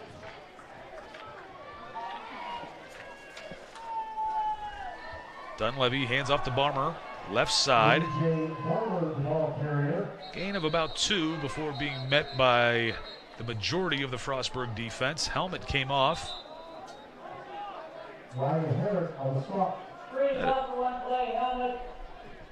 And I don't think it matters much. I think the player's helmet came off, was getting substituted anyway.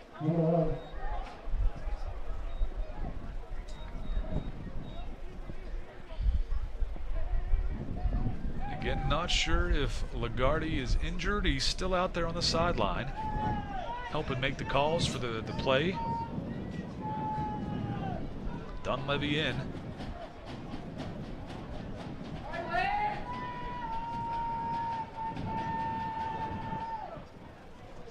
Play action, left side, deep down the sideline. Pass is going to be picked off by the Bobcats. Caught at the 25, the return. He's going to be hit by Dunleavy, but still on his feet. Finally brought down at about the 40, and a flag is thrown as the tackle is being made.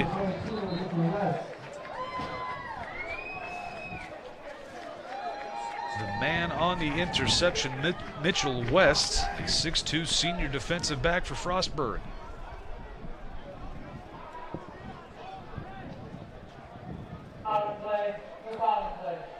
The flag will be waved off. Now the Topper defense gets themselves back out onto the field. They had a great drive the last time we saw them, but I do not believe Breandre Horsley is out there at defensive end right now.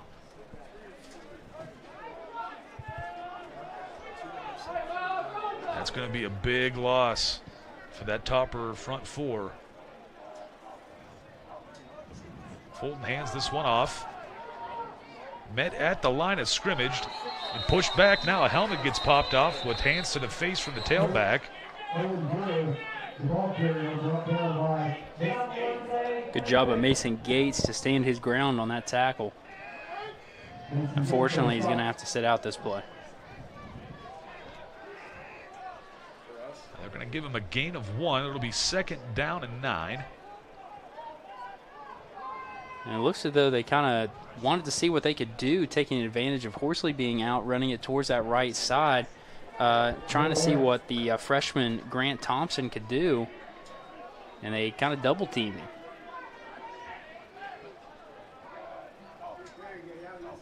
And in motion. Little wide receiver screen, has some room. Got the blocking, but not much after that as the Toppers are able to push the receiver out of bounds. Sean Timmons. He's had a big first half so far.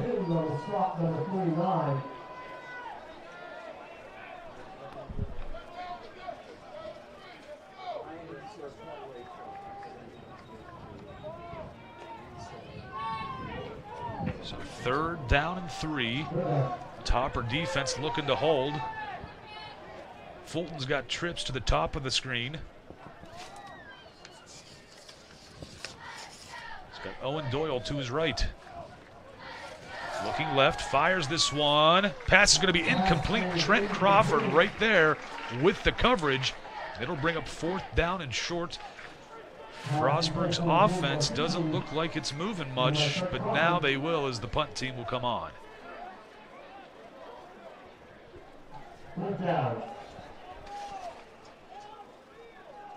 Definitely some good adjustments being made after the first quarter for the Hilltopper defense. Not really allowing much on the pass game so far.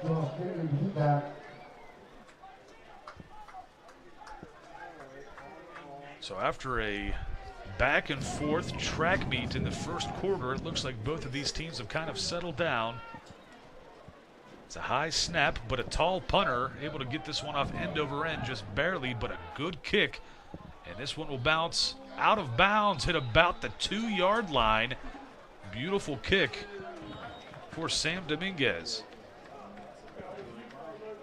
Now the Topper offense will get back out onto the field as we take a look who will be behind center on this drive. It will be Alex Dunleavy again, his 2nd drive of the ball game. 7:51 remaining in this Panhandle Cleaning and Restoration 2nd quarter. The Toppers will start from the 2-yard line, 98 yards to the end zone.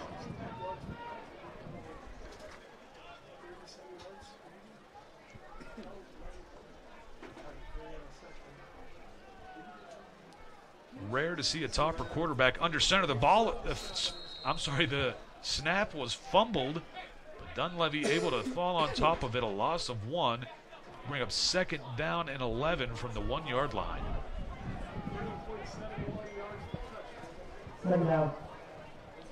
Over the cover to West Liberty.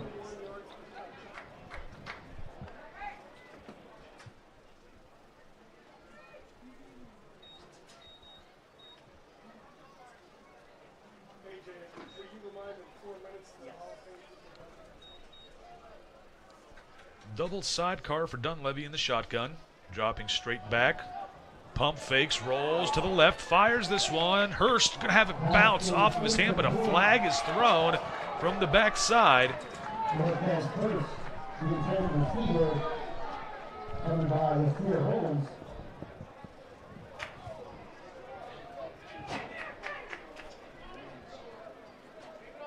See what the flag is.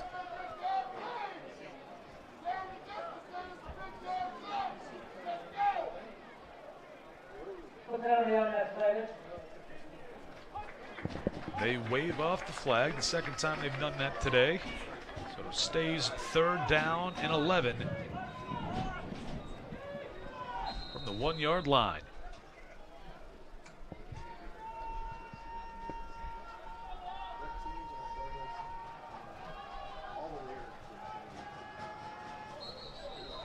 Now a flag, the Frostburg saying false start.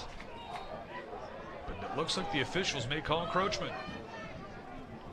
That's going to be a big help for West Liberty because they're basically in their end zone. Yes. And Frostburg defense is breathing down their neck.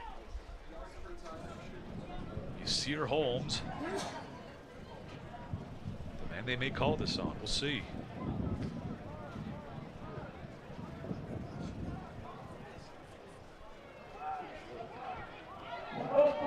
Offense number 72. After distance, remain 3rd down. They call the false start on West Liberty.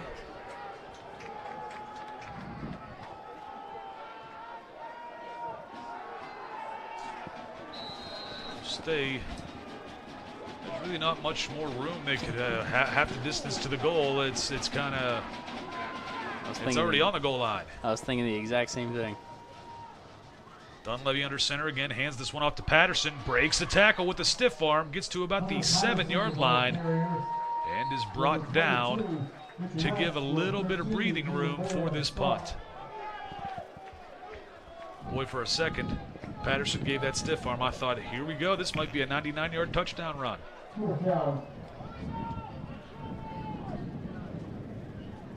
The same thought crossed my mind.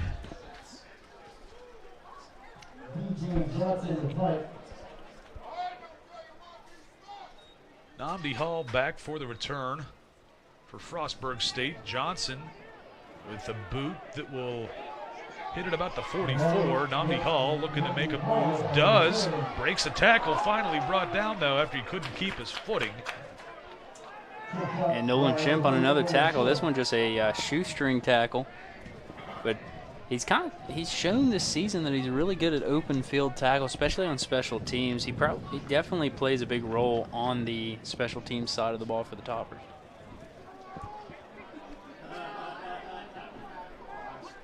He did a great job of that last year on the Hilltopper special teams. We saw him get some playing time on the defense at inside backer last year as well because of injuries. We've seen him here a few times this season already early on.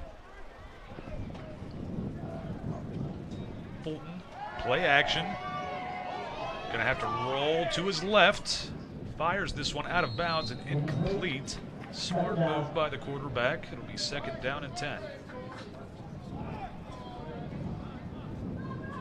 Frazier bringing some pressure on the outside. Fulton having the roll to his left. And a good job by the secondary for West Liberty, kind of holding all the receivers in place, not able to give Fulton any options. I think he's going to breathe a sigh of relief as it looks like Horsley may not come back in this game. The tremendous defensive end for the Toppers got injured earlier on and still not out there. Fulton is going to pitch this one out. Great open field tackle, Elijah Moore-Smith. Stop made by Elijah Moore-Smith. It's 3rd down.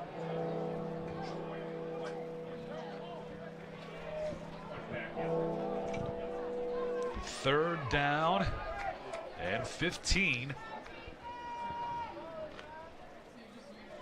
5:40 left to play in the Panhandle Cleaning and Restoration second quarter.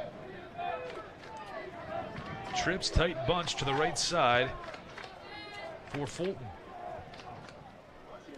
Looking left side, fires this pass, going to be caught but short of the first down marker. Morris Smith with the tackle again. So this is kind of in that no man's land, a little too close to punt, a little too far away for a field goal try. Just going to go for it on fourth down.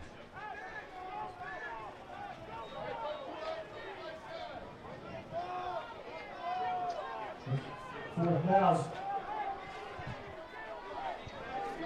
35.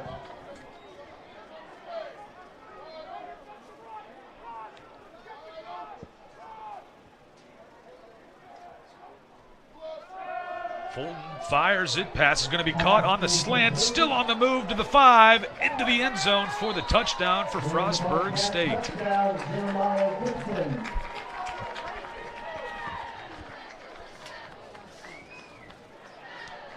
Jeremiah Gibson gets the score. And a huge play on fourth down.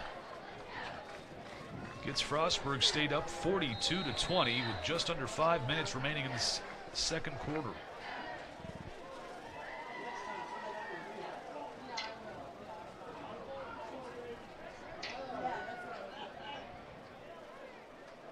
The extra point is good. Make it 43-20. 4:48 left to play in the first half. We will take a quick break and be right back for more on the Mountain East Conference Digital Network on Topper Station. All right, now you're just like Danny, huh? They'll probably never know about his thousands of hours of on-the-job training. Here, go, Daddy. Or that he spent as much time in the classroom as someone with a master's degree.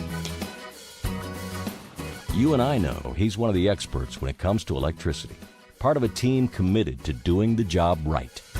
They call him Dad. You call him the electrician right down the street. IBEW, the power professionals in your neighborhood. From the long-lasting and reliable heating and cooling systems we send out the door, to the friendly and knowledgeable dealers who go the extra mile. With a no-hassle replacement limited warranty, you can trust day and night to deliver outstanding service and performance, keeping you a step ahead with advanced technology and exceptional comfort. To find a day and night dealer, visit dayandnightcomfort.com. And welcome back to West Family Stadium. Panhandle Cleaning and Restoration second quarter. There's a deep kick here. Oh, and it hits. It hits the topper returner and out of bounds. And it looks like it'll be spotted at the 1 yard line. So right where the Toppers left off and had to punt from before. That's where they will start this drive as well. Down by 23. I mean, you got to kind of feel a little bad for Dunleavy as well. I mean, had one opportunity where he was, still in his territory, probably around the 30, maybe 25 yard line. But other than that, he's been in his own end zone to start. So back under center he goes. Gonna hand off to Patterson. Gains maybe a yard to the 2. It'll be second down and 9. You see your home going to stop.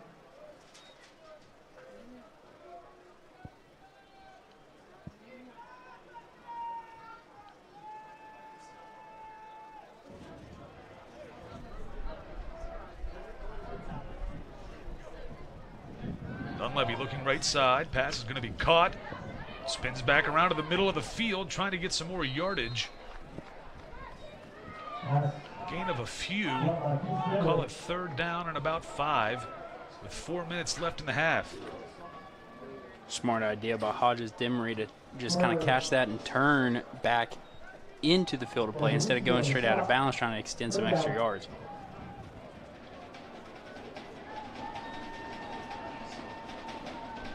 Left side, pass is going to be off the mark for Dunleavy and incomplete. That'll bring up 4th down, and the Toppers will punt this ball away. Coverage for Joshua Tier.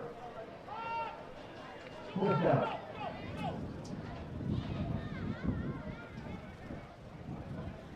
.340 left to play in the opening half. Johnson, the punt. Back to return this for Frostburg State is Namdi Hall.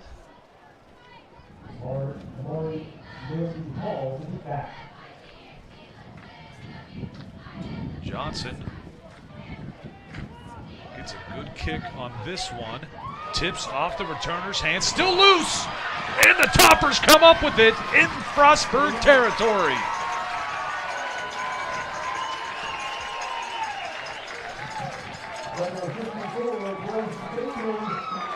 And as a returner, that's the one thing you don't want to do is have your back turn and try to catch it over your shoulder. And Namdi Hall kind of pays the price for that as it just hits right off the end of his finger.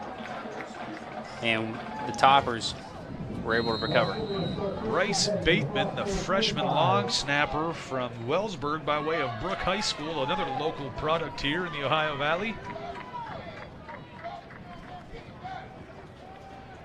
You got 2 in the backfield right now between Patterson and Dunleavy at Oakland and Wheeling Park, respectively. Patterson will swing pass, but going to be sniffed out immediately by the Frostburg State defense. Yasir Holmes.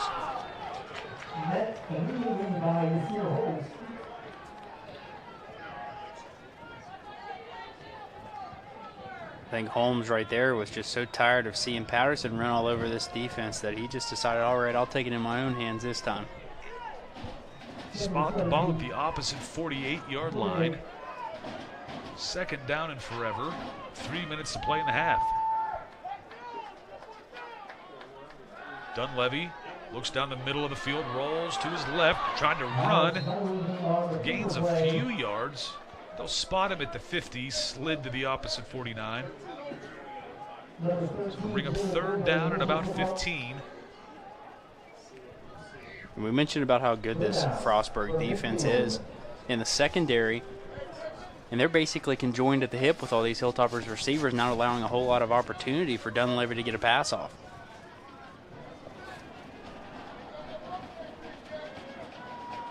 Dunleavy looking right side, goes back to his left for Patterson, but the Frostburg defense thought they had him. He couldn't quite get enough for the 1st down, but it'll end up being 4th and 5. We'll see what the Topper offense decides to do. Now there's an injury on the field for Frostburg State. It looks like number 13, Jalen Boyd, the man that had the interception and touchdown return. The Hilltopper athletic training staff right there to help out. Once again, if you haven't already, we'll give you a Hall of Fame inductees from this morning. Please report to the field level. Gather behind the end zone. Again, this morning's Hall of Fame inductees. And hopefully Boyd will be okay. We will take a quick commercial break. Actually, you know what? He's getting up right now. We'll keep it here and stick with it as halftime is almost here. Good to see Boyd able to get up with the help of Jerry Duncan.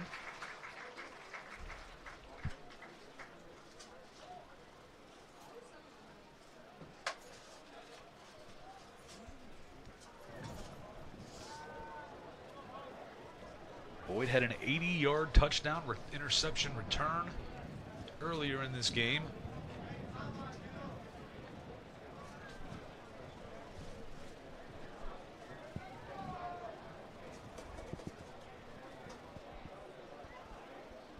And it looks like it will be the Hilltopper offense coming back out onto the field, not the punt team, on a 4th and 5.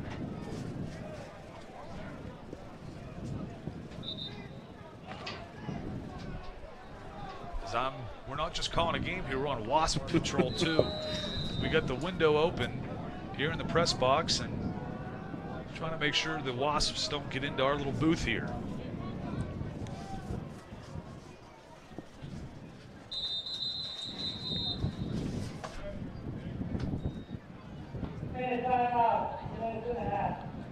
We'll let this roll to the 2-minute warning. We will take a quick break and be right back for more on the Mountain East Conference Digital Network and Topper Station. Looking for a reason to try the new $5 meal deal at McDonald's? Here's 1, 2, 3, 4, and the price makes 5. So much. That's everything you get with the new $5 meal deal at McDonald's. What if your bank offered new checking and savings accounts with a very low balance required, online bill pay, and debit cards issued right away? I would like that. What if that bank had extended hours every business day and were open on Saturdays? That's incredible. And several of their CD accounts have some of the best interest rates. That's money in the bank. The right bank. Open your checking and savings account at Main Street Bank. You deserve a bank this good. Our team at Belmont Savings Bank stands out in the mortgage industry because we care about our customers. My first-time home buyers, my younger people, I try to treat them like my children, like I would want my children to be treated. And the minute when those keys slide across the table to those owners, it goes from becoming a house to becoming their home. We call Ohio Valley home. Our motto is, how may we help you today? When you're working with a community bank, our main focus is the community. Welcome back. We couldn't get back in time for that 4th down play. Almost caught by Settles.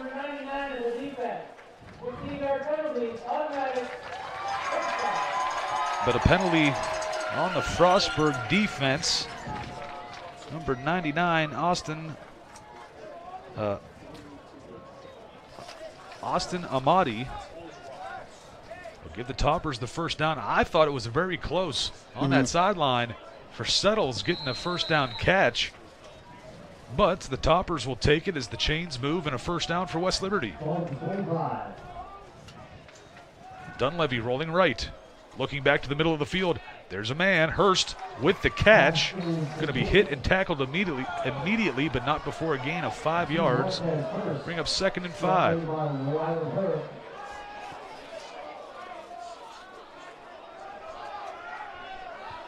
Can we just take a second to just acknowledge the fact that that referee was in the perfect place to catch that ball when it was ripped out? Dunleavy play action, quickly throws right side. Pass is going to be caught by Turner. Breaks a tackle, makes a move on another, tries to break another. Maybe would have gotten to the end zone if he did, but it will be a 1st and goal for the Toppers. I'm a big guy, and I love to see the fact that Dunleavy stood in the pocket, took that hit, and delivered that to Turner. Injury for Frostburg State. Hopefully it's just cramps. Couldn't quite get a number on the injured player, but with the way that he's stretching, it sure looks like it's just going to be leg cramps. The Toppers, with 1:15 left in the opening half, looking to shorten this lead a little bit. It's at 23 right now. The Toppers want to get into the end zone badly. It looks like senior DJ Denson, number 5, the defensive back. It was a wild first quarter, back and forth.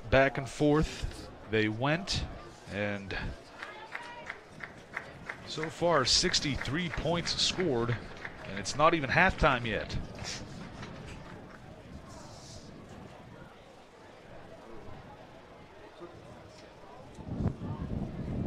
The first quarter took about an hour of real time so far. The second quarter at almost 40 minutes. The clock will start on the snap.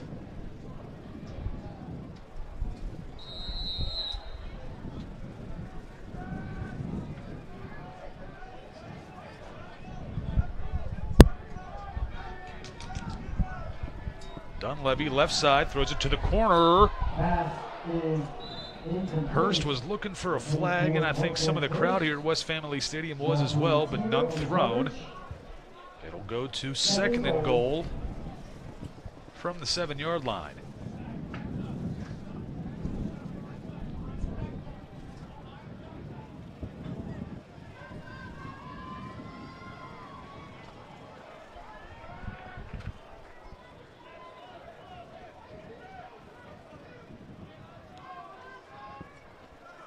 And in motion, Dunleavy surveys, falls in the pocket, loses some yardage, and a timeout will be called for the Toppers.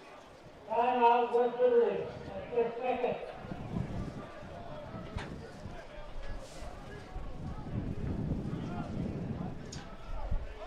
Now discussions will be had on what to do here. Toppers down by 23. We're looking for 7 points here for certain, but as they add a couple more seconds onto the game clock, but you know, Coach Wiley wants in the end zone. We'll see if he'll be willing to settle for 3 if they can't come up with the touchdown here on 3rd down. I would be very surprised, Todd, to see him go for it, especially with the score being this way. I mean, the Toppers have gone back and forth with Frostburg this entire ball game. I mean, we've kind of come to a little bit of a screeching halt here in the second quarter. But, you know, you've got momentum that could be switching over after halftime towards, you know, West Liberty's way. So I would see him probably put it in the air here, but if they don't complete a pass, definitely going for 3 points. Toppers have A.J. Barmer out there with Alex Dunleavy. Turner in motion. Looking left side. Back to the middle. Little screen, but right there, immediately on the catch. Frostburg State's defense with no hesitation. Colby Street, a senior linebacker from Roanoke, Virginia, able to make the play.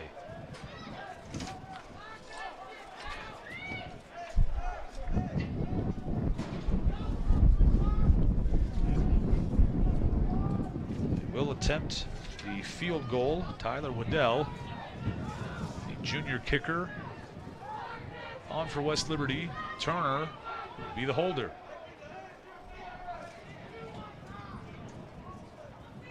A 29-yard field goal attempt. Roger Wiley will call the timeout. Let that clock wind down as long as he could before he kicks the field goal.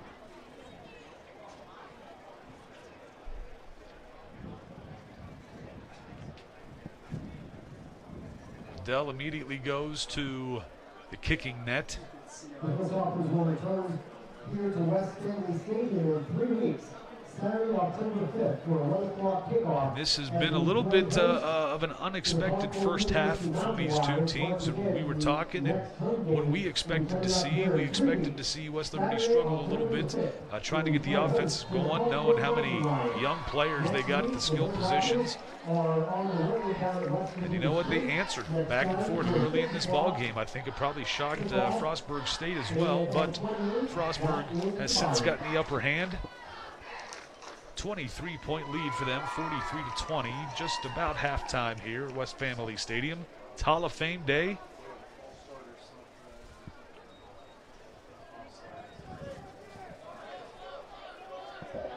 We've already seen one former West Liberty great, a Hall of Famer himself. Zach Amidro was the honorary captain for the Toppers at the coin toss today. Snap is high, the hold is good. The kick, good as well. Great job by Ben Turner and Waddell, the kicker. Toppers make this a 20-point ball game. 43-23.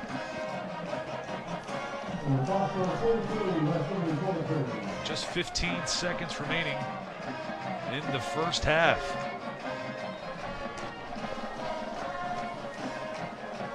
Looked like there was an injured player for the Bobcats, but he got up and able to get off the field under his own power. It's good to see. We've seen too many injuries today so far. Leonard Scott, 6'3", senior defensive lineman.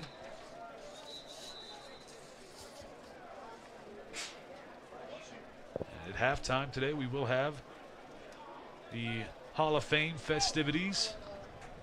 Several people going in this year, and a big one is Don Clegg for us in the broadcast booth. He's been doing the play-by-play for basketball the last few years. He was the SID for a good while. And back in the day when I was doing this full-time, he helped me out quite a bit with our broadcast. I always used to say anytime I sounded smart, it was because of Don, I promise.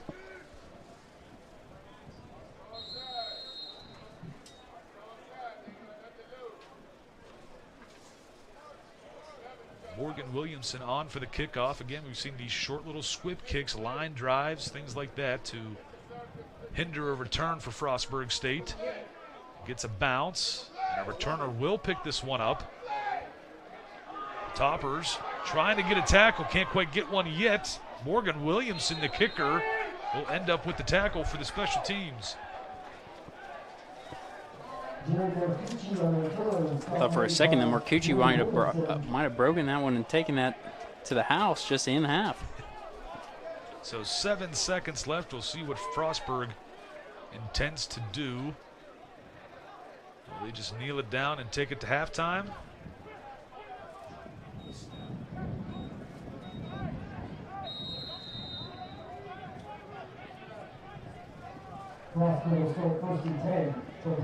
They will run a play here.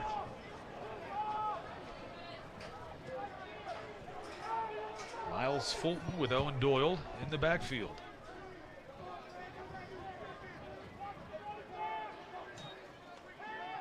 Fulton down the middle of the field. Namdi Hall, did he get this ball? Did he catch that? Yes, he did. Wow, what a catch. For about 14 yards and a timeout called with 2 seconds remaining by Frostburg State. Will be spotted at the 35.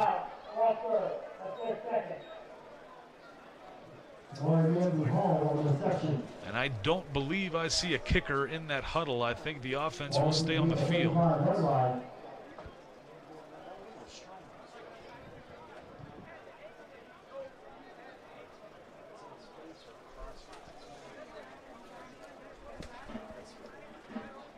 Now, during warm-ups, I did see a couple of their kickers making it, 45 yards plus.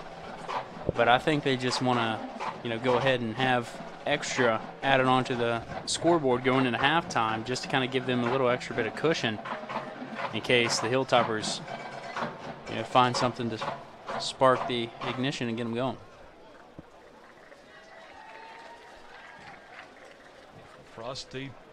Frostburg State's offense back out onto the field.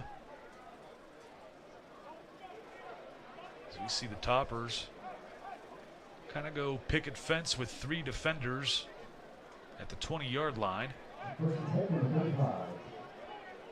I will say 4 defenders now.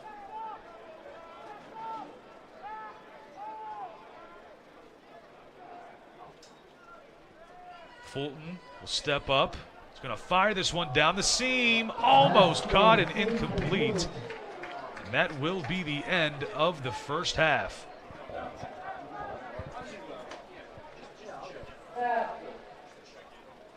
So, 20-point ball game, 43-23 in this first half.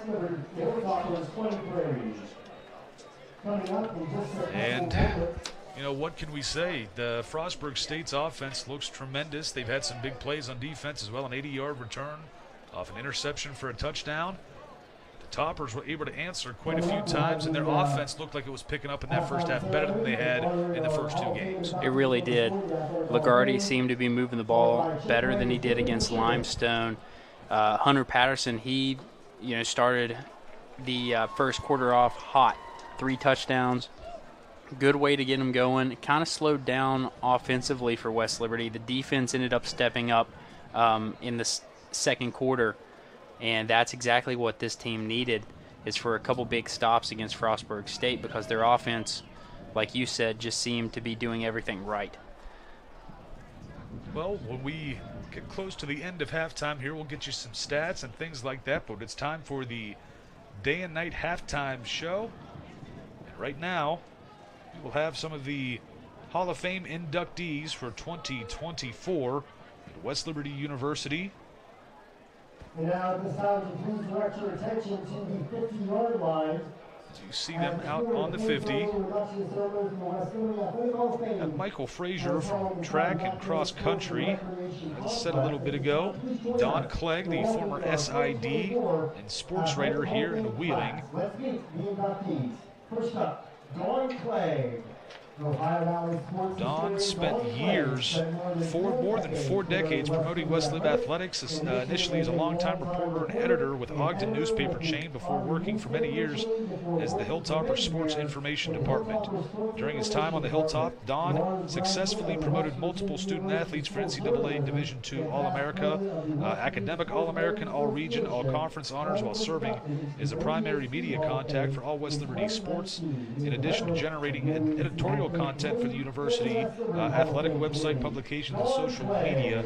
He helped research and develop enhanced record books for several sports, oversaw a series of upgrades for the athletics website, and served as host SID for NCAA Division II regional championships in basketball, wrestling, and softball. The Moundsville, West Virginia native came to West Liberty after 26 years at Ogden newspaper, where he and his staff received multiple awards for journalistic excellence.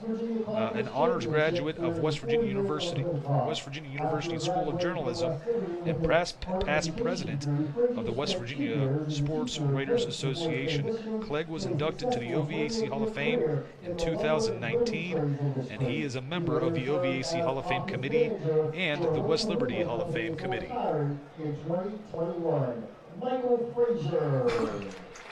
And also Michael Frazier of track and cross country. He was a 3-time NAIA National Cross Country qualifier, the 7-time All-West Virginia Conference track and cross country standout under Hall of Fame coach Tim Weaver. It's a major factor in helping leading West Liberty to 6 West Virginia Conference championships during his 4 years on the Hilltop. And congratulations to him. Cedric Harris. Basketball fans remember this one. He was a big-time player, a 2-time NCAA Division II All-American and Regional Player of the Year. He was on that team that made the first national title appearance with Coach Jim Crutchfield. And it's great to have him back on the Hilltop. He's the head coach of boys basketball at Zanesville High School right now, his alma mater. We might be speaking to him a little bit later on this afternoon. Jim Minot, a 4-year ace on the mound for West Liberty baseball, coached by Bo McConaughey, helped lead the Toppers to 4 straight West Virginia Conference Tournament championships and NAIA District 28 titles during the late 1980s. After graduation, he went to Class A amateur baseball for 16 years, with the 1990 League Most Valuable Player and Pitcher of the Year, and was inducted into the Stark County Amateur Baseball Hall of Fame in 2002. He spent more than 3 decades working for Connecting Point, a local IT provider in Canton that specializes in small business solutions. He now lives in North Canton. Andrew Shoemaker was a dominant defensive lineman who earned multiple All-West Virginia Conference and NAIA All-American citations with the Hilltoppers from 1988 to 1991. He's from Woodsfield, Ohio, and was the West Liberty Defensive Freshman of the Year in his freshman season.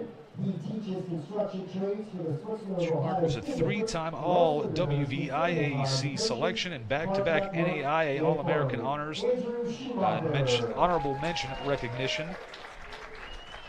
After graduation, he pursued a career in education and teaches construction trades for the Switzerland, Ohio Schools District, and devotes considerable time to coaching.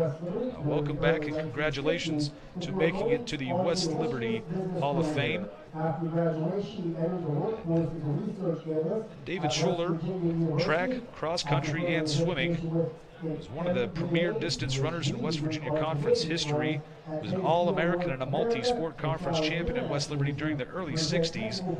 Before going into a business career, he won 10 West Virginia Conference track and cross-country championships during his time on the Hilltop. He earned NAIA All-America honors in 1964 with a top 10 finish at the 64 NAIA Cross Country Nationals. He won the WVIAC Swimming Championship also with a victory in the mile swim, and received an invitation to train with the 1968 U.S. Olympic pentathlon team only to have his career cut short by an automobile accident. Lasting impact was recognized in 1974 with the berth on the WVIAC's all-time spring sports team.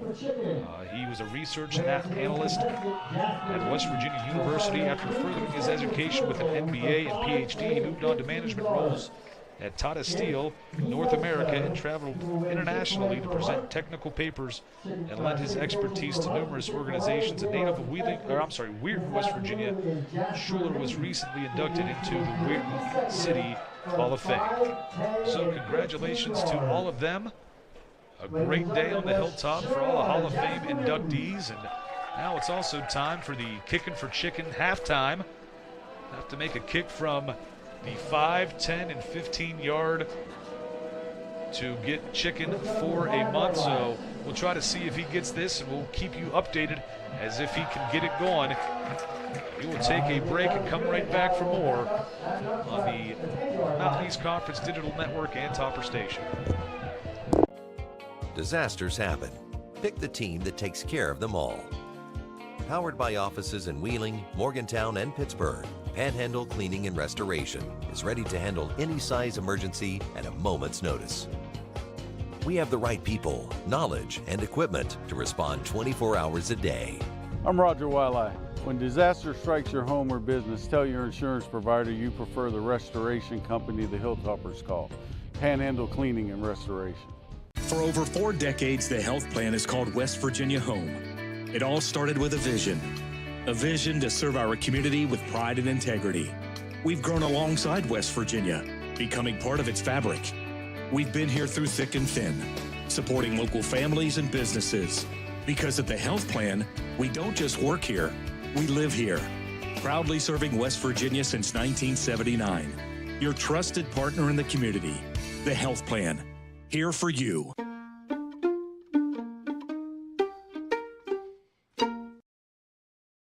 Hey guys, my name's Todd Cover. I'm President and CEO of Belmont Savings Bank. People ask me all the time what makes Belmont Savings different. Here's a few examples. We are 100% focused on our customers. We have the best checking accounts around. All the decisions are made here locally, and the money stays here in your local community. So follow us on social media to find out what we're doing in your community. I encourage you to visit our website or come check us out in person. How may we help you today?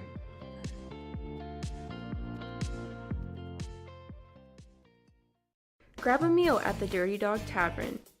Located at the top of the hill in West Liberty, Dirty Dog Tavern offers a family-friendly atmosphere with a full menu as well as adult beverages.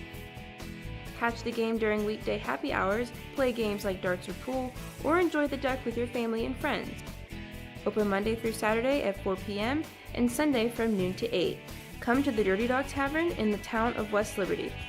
A proud supporter of Hilltopper Athletics. My name is Ron Sismondo. I'm an orthopedic sports medicine surgeon at WVU Medicine Wheeling Hospital. So my goal is to never try to take you out of whatever you want to do. I'm not there to pull them off the field. Like, I'm not there to tell you, like, you can't go golfing or you can't do what you love doing and what you enjoy doing. My goal is to make sure that you're able to continue to do it and do it as best as you possibly can. You want to be out there. That's something that's important to you. That's part of your life.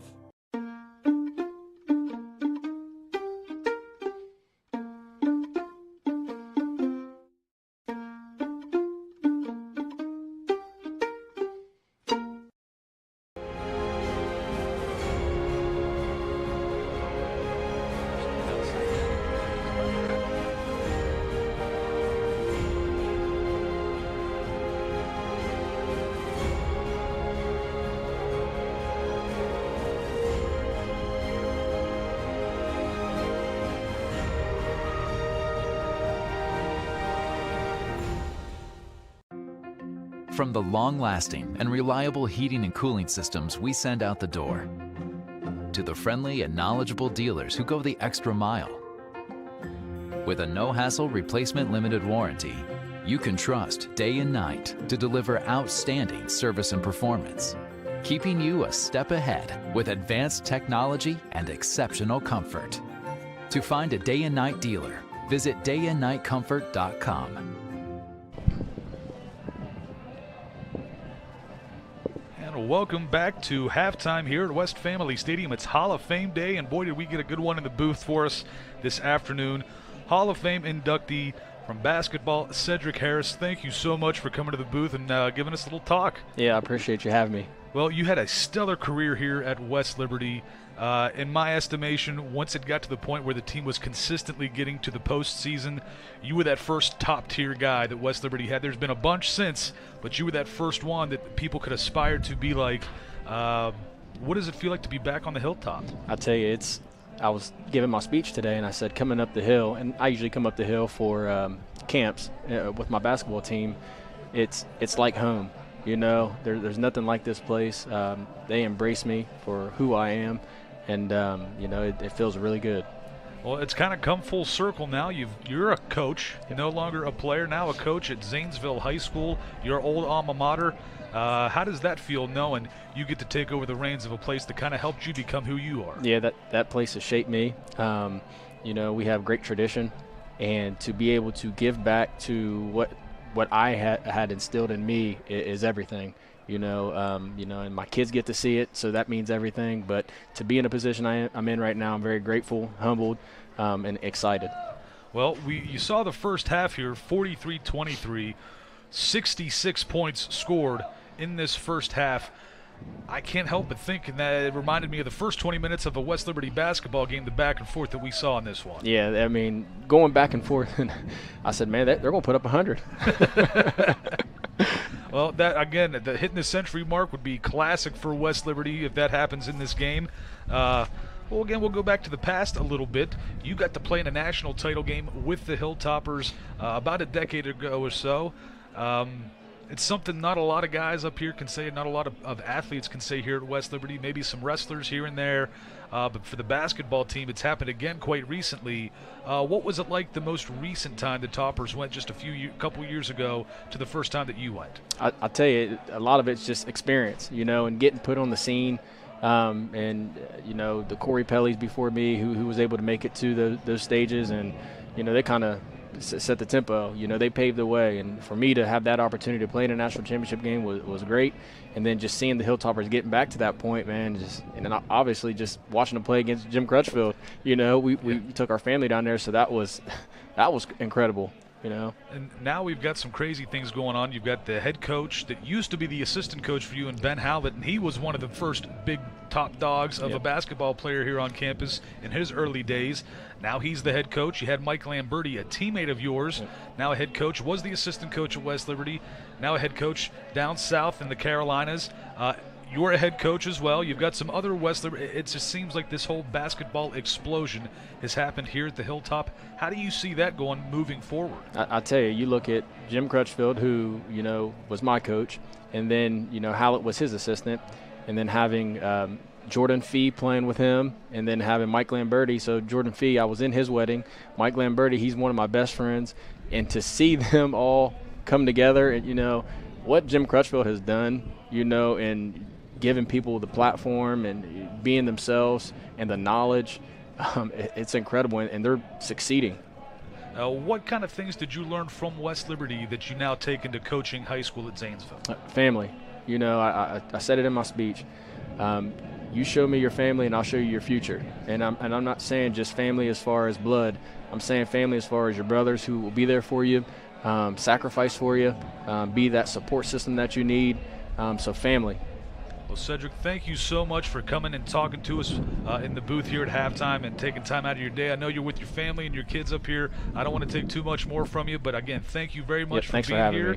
And maybe during basketball season, I know you're going to be definitely busy then. If somehow, some way, we can get you to a game, we'd love to have you on air again. Yep, I appreciate that, man. Thank you very much. Hall of Famer Cedric Harris with us. Thank you, folks, for watching. We'll be right back after more for the second half on the Mountain East Conference Digital Network on Topper Station. What if your bank offered new checking and savings accounts with a very low balance required, online bill pay, and debit cards issued right away? I would like that. What if that bank had extended hours every business day and were open on Saturdays? That's incredible. And several of their CD accounts have some of the best interest rates. That's money in the bank, the right bank. Open your checking and savings account at Main Street Bank. You deserve a bank this good. From the long-lasting and reliable heating and cooling systems we send out the door, to the friendly and knowledgeable dealers who go the extra mile. With a no-hassle replacement limited warranty, you can trust day and night to deliver outstanding service and performance, keeping you a step ahead with advanced technology and exceptional comfort. To find a day and night dealer, visit dayandnightcomfort.com. Does Main Street Bank mean to you? Well, Main Street has extended hours every business day. Their new checking and savings accounts are really good. The balance requirement is very low. And they have online bill pay and debit cards right away. Plus, they have great service, higher interest. That's money in the bank, the right bank. Open your checking and savings account at Main Street Bank. You deserve a bank this good. My name is Mike Scheel, and I'm an orthopedic surgeon with WVU Medicine at Reynolds Memorial Hospital. So we have a unique opportunity here at Reynolds to work with the ROSA surgical robot. The results have been amazing. We can really predict what your alignment is going to be, what your tracking is going to be, what your range of motion is going to look like before we ever cut you. The results for patients have been outstanding. Hey guys, my name's Todd Cover. I'm President and CEO of Belmont Savings Bank. People ask me all the time what makes Belmont Savings different. Here's a few examples. We are 100% focused on our customers. We have the best checking accounts around. All the decisions are made here locally, and the money stays here in your local community.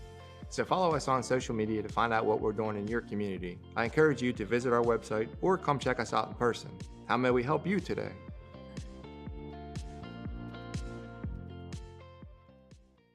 For over 4 decades, the health plan is called West Virginia Home. It all started with a vision to serve our community with pride and integrity. We've grown alongside West Virginia, becoming part of its fabric. We've been here through thick and thin, supporting local families and businesses. Because at the health plan, we don't just work here, we live here. Proudly serving West Virginia since 1979. Your trusted partner in the community, the health plan. Here for you. All right, now you're just like Daddy, huh? They'll probably never know about his thousands of hours of on-the-job training. Here you go, Daddy. Or that he spent as much time in the classroom as someone with a master's degree. You and I know he's one of the experts when it comes to electricity, part of a team committed to doing the job right. They call him Dad. You call him the electrician right down the street. IBEW, the power professionals in your neighborhood. You go ahead and look at whatever you need to. Where was it before? Split. Of course. And welcome back to West Family Stadium. Still halftime here as we take a look at some of the halftime stats. We're trying to get this working here for us. It is 43-23, a 20-point game. And both teams are coming back out on the field to warm up as we take a look. First downs are pretty even, 10-8. West Liberty doing well in the rushing yards, 140-8 in that first half. Receiving a little different though, in passing yards, it's kind of going in the way of Frostburg State. I mean, right now, receiving yards for Frostburg State, they've got 350 compared to West Liberty's 134, which is quite impressive for a first half number. But if you look at the passing yards, West Liberty's kind of back and forth with it, the same with Frostburg, but Frostburg has 358 right now as West Liberty 274. Now, West Liberty has brought in Dunleavy, so that kind of doesn't necessarily dictate how the passing game has gone because, you know, we've got 2 quarterbacks in there. Now, rushing-wise, for West Liberty is quite impressive. 140, like you said, compared to the 8. Patterson doing a great job so far, finding holes and taking advantage of it. And he's proven that, especially having 150 yards rushing so far in just the first half. So 50 more yards, he's got a 200 rush yard game, which is, you know, MEC Player of the Week candidate possibility. Now, Fulton, we talked about how he could possibly show anything on his legs. with being the dual quarterback that he is. Only rushed for 10 yards, which is great defensively for West Liberty. Kind of held him in the pocket, but you look at the passing yards, he's shown that he can sling it. And the secondary for West Liberty, they've kind of improved in the second quarter. They've made the adjustment that they needed, and they've kind of held them to only just a few amount of yards passing. So I think this third quarter should be a pretty decent ball game between the two. I mean, they've both gone back and forth, putting 40-plus points combined on the scoreboard in just the first and second quarter. So definitely fun and exciting second half. It should be, with 66 points scored in this first half already. We get ready for the second half to begin. On for the Toppers will be Morgan Williamson to boot this one away.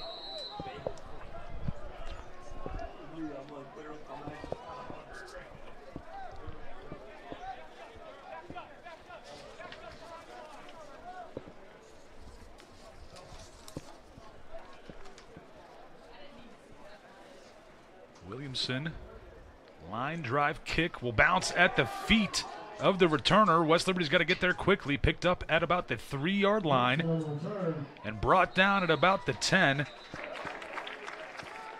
The man on the return, Jeremiah Gibson. Good tackle there by Jaden Queen. As a receiver, you normally don't think that you would have a tackling opportunity, but does a good job there. The West Liberty defense back out onto the field, and I do not see number 9, Breandre Horsley, man that got injured in the first half. Some of the Toppers desperately need to keep around.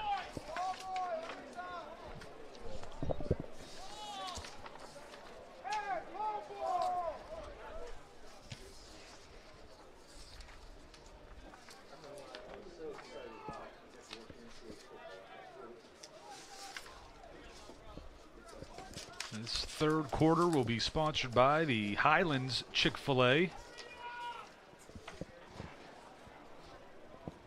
I do not believe we had a winner with the Kickin' Chicken halftime. They pick a student or someone out of the crowd to kick field goals from 5, 10, and 15 yards. If you make all three, you get a month free of chicken. That's what they were hoping to get, and I don't believe they got it this week. It was last week. Pistol formation for Fulton, hands it off. Finds some room and a tackle there for Elijah Morris-Smith. That's a name we've said quite a few times today, making a bunch of tackles and a bunch of plays.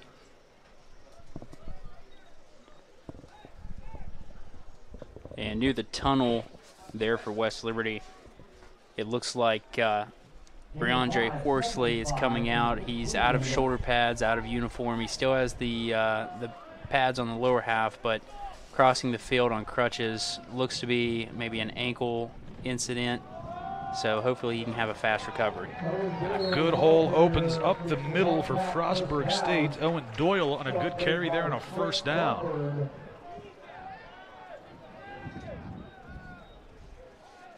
That first half felt like an NFL first half for the amount of time it took to get going. Just so many points scored, so many stoppages and plays. We'll see how this carries on in the second half here. As Frostburg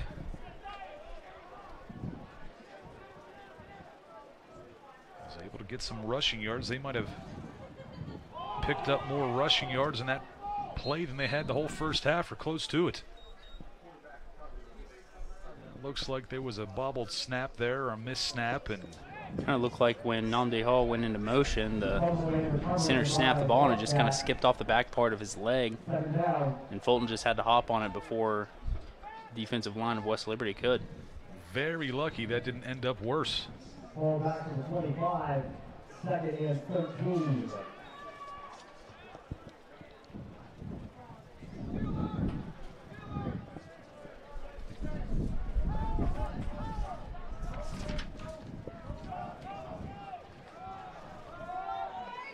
handoff right side again for Doyle. Going to bring up 3rd down and 9, a gain of 4 on that play. West Liberty's defensive line has done a great job so far this game and keeping Doyle kind of contained. He only has 6 rushing yards, just picked up 2 there. They go pistol formation again, twins to each side. Doyle sidecar right. Backs up, steps up in the pocket. Fires this one a little bit too long for Namdi Hall. It's going to be incomplete. It looks like the punt team is coming on for Frostburg State, so a good defensive stand for the Toppers to start off this second half. And if the defensive line can continue causing that pressure, because I saw Zach Vincenti kind of rushing Fulton over to the sideline of Frostburg State. If you can continue with that pressure defensively, that kind of is going to, contemplate whether or not the offense is going to succeed for Frostburg State in the second half. And a good kick downfield will hit at about the 35. Toppers will return this and be brought down immediately. Those are the kind of plays that make you a little nervous. You got 2 or 3 defenders right in your face. You pick up that punt. We're going to take a quick break along with the media timeout. 43-23 is the score. 12:02 left to play in the Chick-fil-A, Highlands Chick-fil-A third quarter. We'll be right back for more on the Mountain East Conference Digital Network on Topper Station. From the long-lasting and reliable heating and cooling systems we send out the door, to the friendly and knowledgeable dealers who go the extra mile. With a no-hassle replacement limited warranty, you can trust day and night to deliver outstanding service and performance, keeping you a step ahead with advanced technology and exceptional comfort. To find a day and night dealer, visit dayandnightcomfort.com. Does Main Street Bank mean to you? Well, Main Street has extended hours every business day. Their new checking and savings accounts are really good. The balance requirement is very low. And they have online bill pay and debit cards right away. Plus, they have great service, higher interest. That's money in the bank, the right bank. Open your checking and savings account at Main Street Bank. You deserve a bank this good. Welcome back to West Family Stadium. The Toppers trying to start things right here in the second half, down by 20, but the defense did their job on the first series of the third quarter. Alex Dunleavy took over in this late in the first half at quarterback. He's got A.J. Barmer to his right. Barmer takes the handoff, running left side. He's going to be brought down for about a loss of 1.5. So it'll bring it up 2nd down and 11.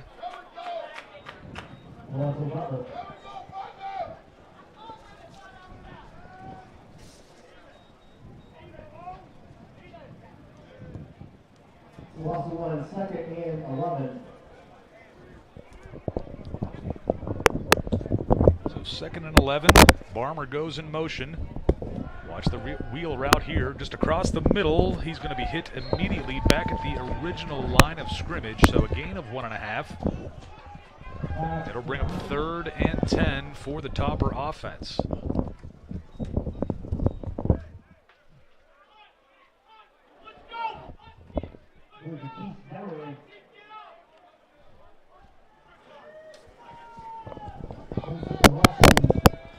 Valgo in motion. Dunleavy bobbles, steps up in the pocket, finds some room, gonna try to run with this one, makes a man miss, gets his arms across, that should be a first down, and they give it to him, Alex Dunleavy. Dunleavy showing what he can do with his legs on that play as he steps up in the pocket and just kind of goes, all right, no one's open, let me take it for myself, see what I can do. Keeps the Topper drive alive with 10.5 to play in the Chick-fil-A, Highlands Chick-fil-A third quarter.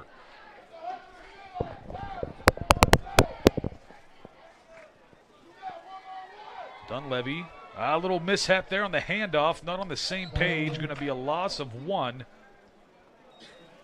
I believe that was supposed to go to Barmer, just weren't on the same page there. Mazaluski.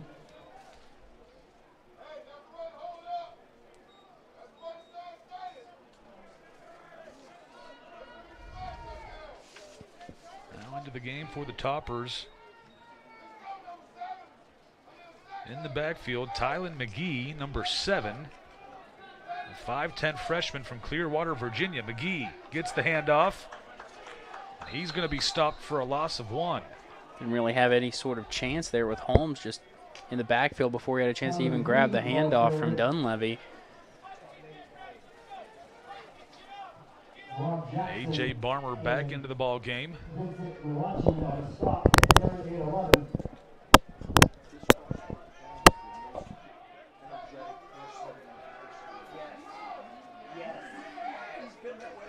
Dunleavy puts Balgo in motion. Rolls to his right, steps up, crosses the field, trying to run for another first down. Can't quite make it there this time. It'll be a gain of about 5. It'll bring up 4th down and 6 with 9 minutes left in the Highlands Chick-fil-A third quarter.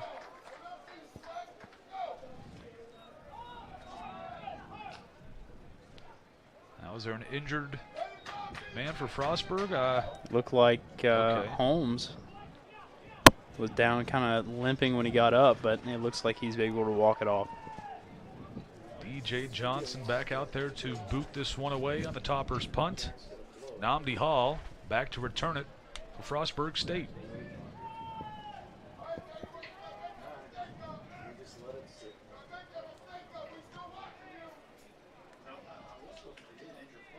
Good kick for Johnson.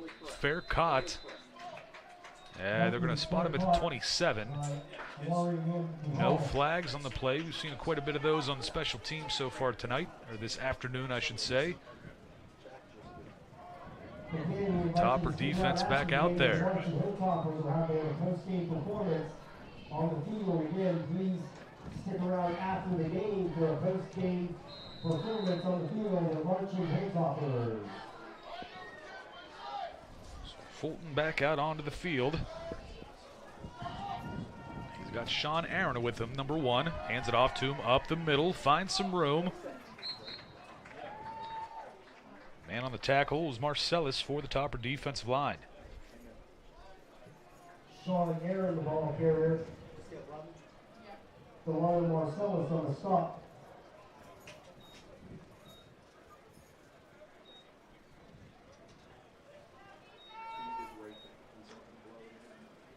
We have 5, 2nd and 5.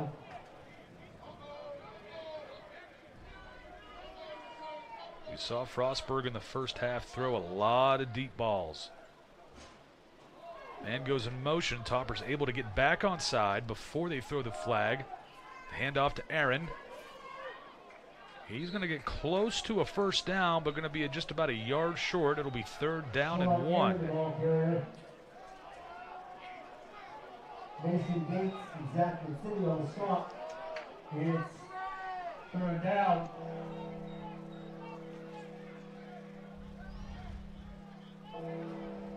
Be a huge 3rd down stop for West Liberty if they can hold Frostburg State from getting this 1 or 2 yards. A lot of Toppers around that line of scrimmage right now. It looks like all 11 in the box, basically. 7 on the play clock for Frostburg. Just going to push it forward or try to. This ball might be spotted short of the first down. Let's see. Keeper play for Miles Fulton. Fulton gets up a little limpy, not too bad. It will be 4th and short. And just short of the line of game. What a tremendous job by the West Liberty defensive line there to hold Fulton from being, and the Frostburg offensive line from pushing him forward. It will be 4th and inches. Let's see if they can do it again here.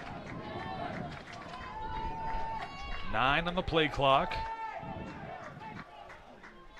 Hand this one off, finds the room, a first down, and Moore gets to midfield. He's got more. Can he get all the way? He's going to. He's got the blockers into the end zone for the touchdown. Sean Aaron on a 4th and inches.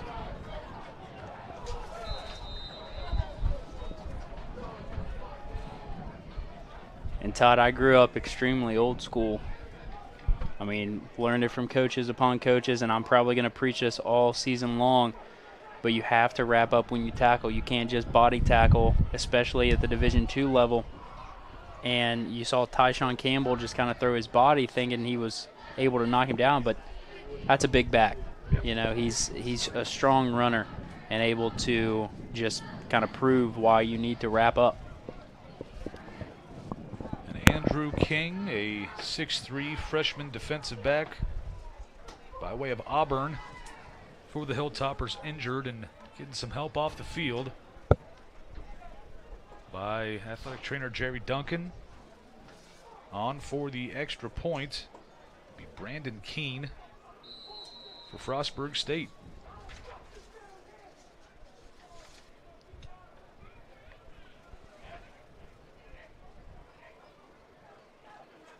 The kick is up and good. Frostburg State takes a 51-23 lead in the Highlands Chick-fil-A third quarter. We will take a break and come back for more on the Mountain East Conference Digital Network on Topper Station. My name is Mike Scheel, and I'm an orthopedic surgeon with WVU Medicine at Reynolds Memorial Hospital. So we have a unique opportunity here at Reynolds to work with the ROSA surgical robot. The results have been amazing. We can really predict what your alignment is going to be, what your tracking is going to be, what your range of motion is going to look like before we ever cut you. The results for patients have been outstanding. Hey guys, my name's Todd Cover. I'm President and CEO of Belmont Savings Bank. People ask me all the time what makes Belmont Savings different. Here's a few examples. We are 100% focused on our customers. We have the best checking accounts around. All decisions are made here locally, and the money stays here in your local community. So follow us on social media to find out what we're doing in your community. I encourage you to visit our website or come check us out in person. How may we help you today?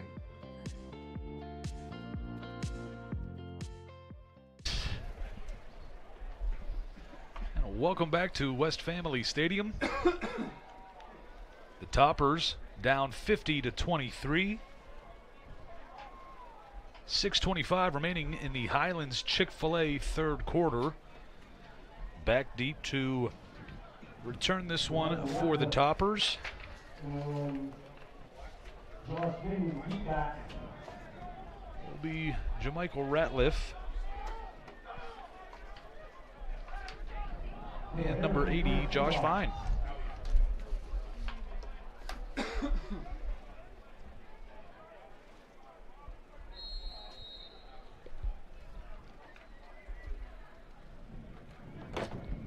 Yeah, good kick.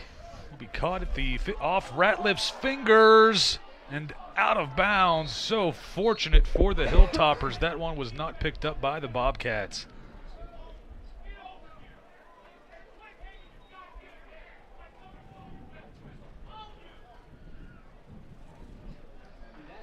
And I'm trying to take a look at the sideline as Barmer is back out there at tailback for the Toppers. It does not look like Hunter Patterson,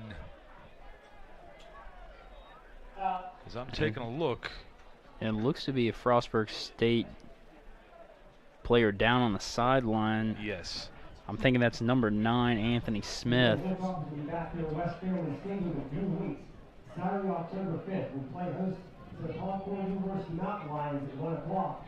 Again, the next home game coming up in 3 weeks. Saturday, October the 5th at 1 o'clock. As we play host to the California University Mountain Lions. The Hilltoppers will be on the road next Looks like he is getting his help. I think they got him off the sideline now. But I don't see Hunter Patterson on the Topper sideline. Hopefully he is okay.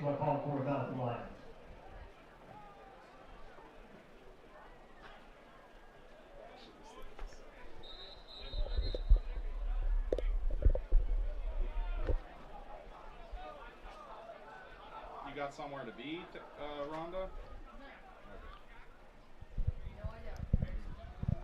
So the Topper offense gets back out onto the field.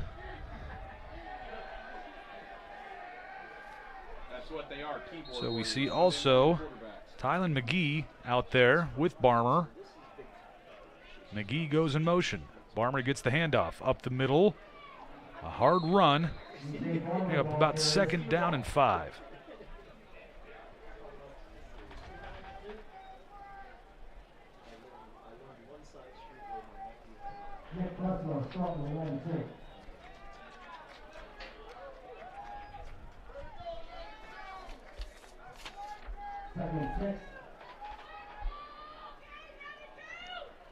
McGee back in. Nice little throw from Dunleavy. Barmer trying to get to the 1st down marker.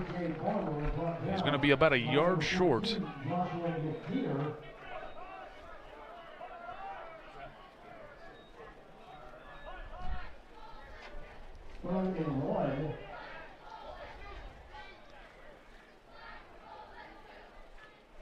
So it goes to 3rd and 1. Dunleavy with Barmer in the pistol.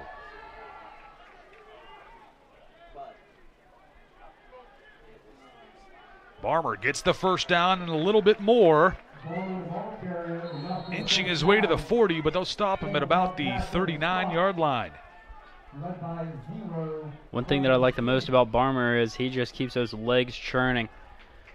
Just keeps driving and driving, using his big body to his advantage. So it brings up 1st and 10 from the 39-yard line. Shotgun formation. Dunleavy looking left side, steps up. He's going to run it himself. He's got room. Can he get a block from Balgo? He does. Oh, he's hit hard at the 38 and brought down, but gets right back up into Bobcat territory. I don't know if I necessarily agree with that decision, Todd. I would assume that Dunleavy would have probably, best option would have been to run out of bounds to avoid that hit, but I also love the toughness of lowering the shoulder as well. Dunleavy, play action, steps up in the pocket again, just going to drop down. I think he's just going to be right at the line of scrimmage. So it'll be 2nd down and 10. McGee comes back into this ball game, into the backfield, number 7. No gain, 2nd and 10. Balgo will come to the sideline. They stick with the same receiver set.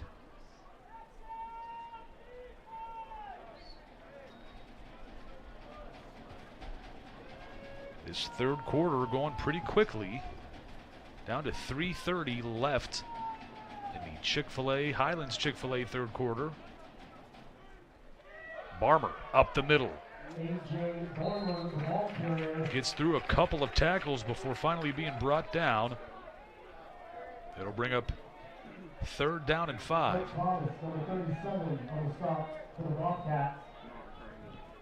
McGee back to the sideline. Balgo back out there. Again, Balgo, the 2 sports star, baseball and football.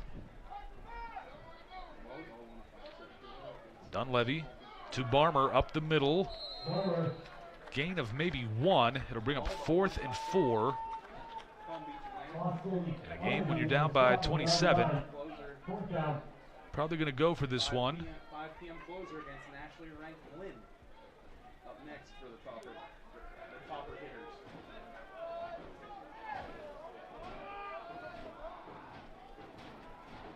Dunleavy puts Balgo in motion. Looks left side, finds a man across the middle. Pass is going to be caught. I believe that is Settles and gets the 1st down for the Toppers. I'm sorry, it's Josh Vine getting the catch. From the Bobcat 31.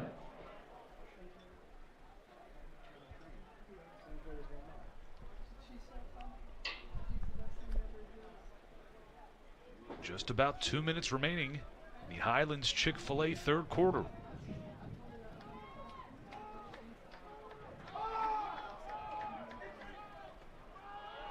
Barmer, nice little sneaky run up the middle, a good gain of about 5, maybe 6.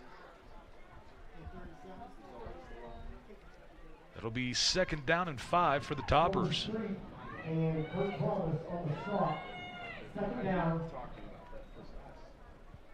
McGee out there by himself on this one in the backfield. Dunleavy under center.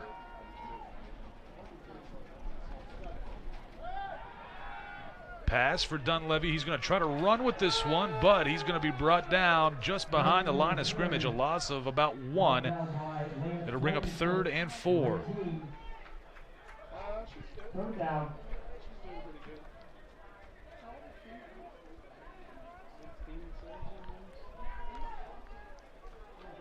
Under a minute left in this 3rd quarter.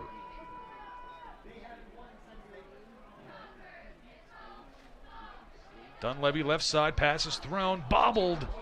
It would have been the first down, but just couldn't hang on as a defender for Frostburg State was right there.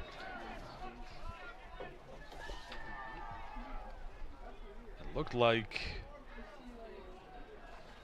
number 14, Joshua McTeer.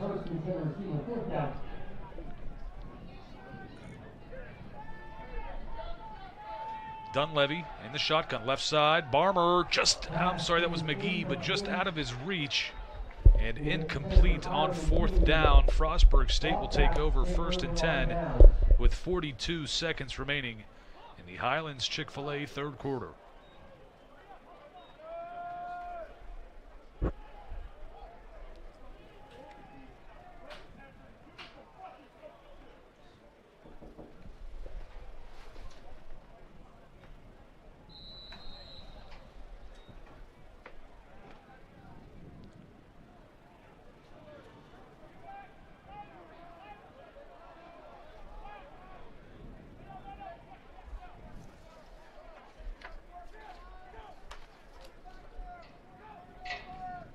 New quarterback in the game for Frostburg State.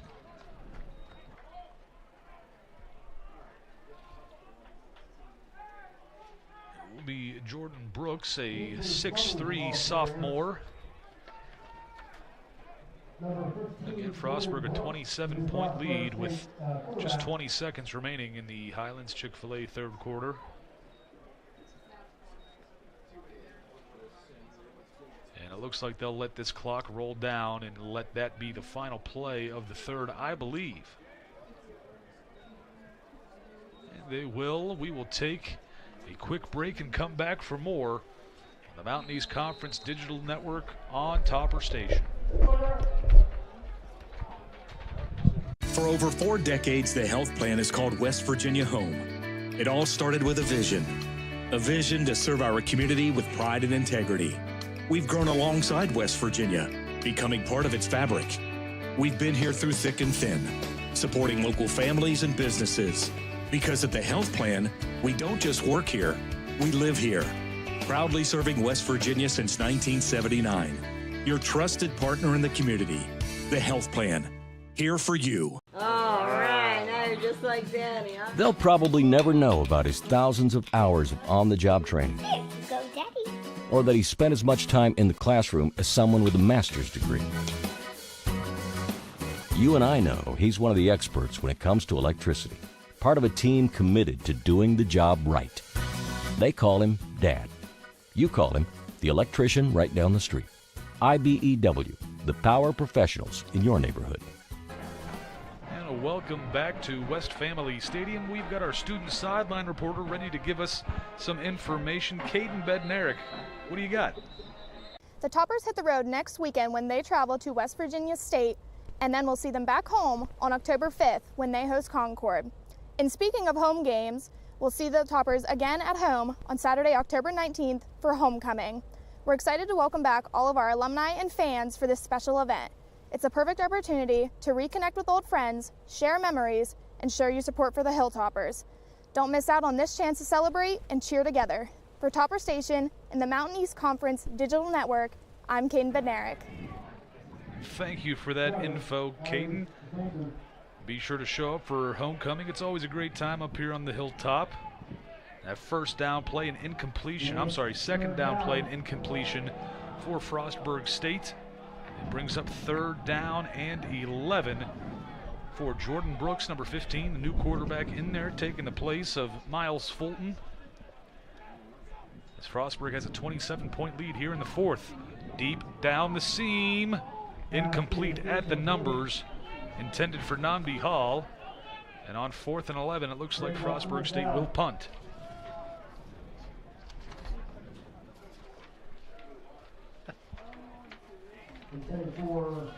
We're going to give Namdi Hall his third touchdown pass of the day, but just couldn't connect. So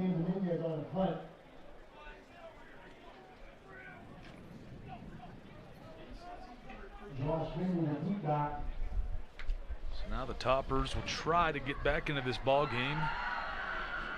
And you see Dunleavy and the second and third string tailbacks.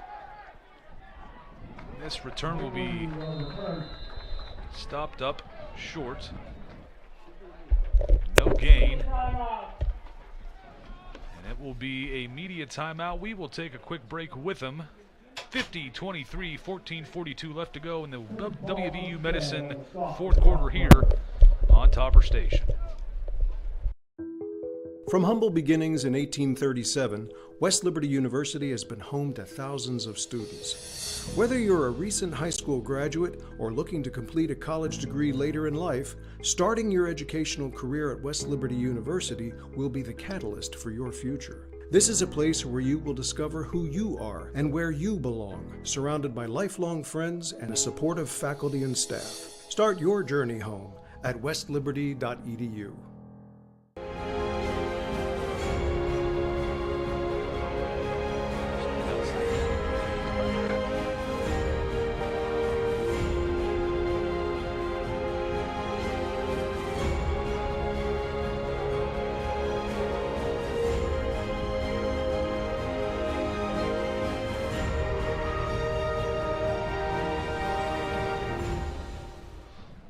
Welcome back to West Family Stadium. Both teams coming back out onto the field as Frostburg enjoying a 27-point lead at the start, basically the start of the WVU Medicine fourth quarter.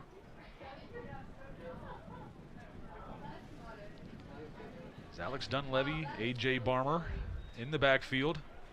Dunleavy steps up in the pocket. Look at left side. Going to have to throw it a crossing route, but it's complete. And for a first down to Caleb Ratcliffe, I apologize. The 6'4", 190 junior from Wheeling Central. First and 10 from the 46. Barmer takes this handoff, spins at the line of scrimmage, gains about 2 yards. It'll bring up second down and 8. Barmer, the one that came in to replace Patterson. Not exactly sure still what has caused Patterson to be out of the game, but he is on the sideline. Seems to be doing all right for the most part. Dunleavy has trips to the right side. Looking left on the one-on-one option. Miscalculation there. Not sure if that ball got tipped at the line of scrimmage or if it just didn't quite pan out. That one was intended for Keith Demery, 6'2" senior from West Mifflin by way of Edinburgh. Kind of seemed as though that Dunleavy was making it seem as though it should have been a curl route. Dunleavy looking right side, rolling right.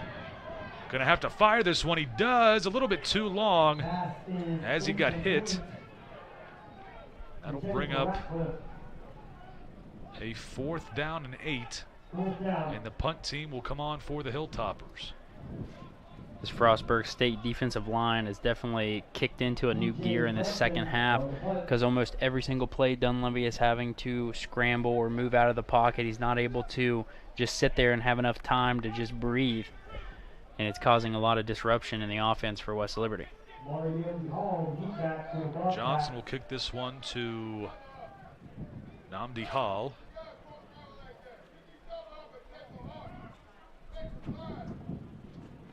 Johnson gets a good end-over-end kick near the sideline. It'll go out around the 15-yard line. They'll spot it at the 19. That is where the Bobcats will start first and 10. Back out there, second string quarterback, sophomore Jordan Brooks.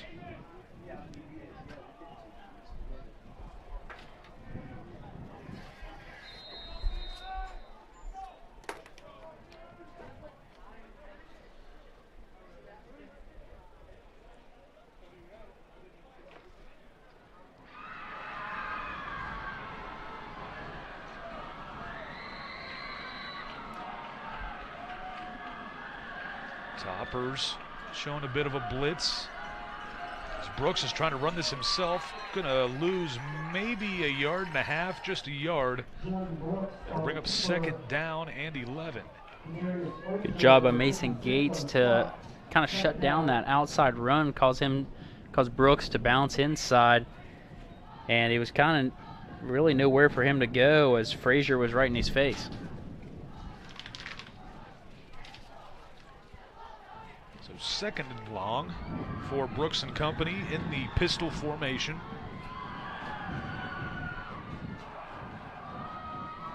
Hand this one off right side. Gets a good gain of about 7. Will bring up 3rd and 3.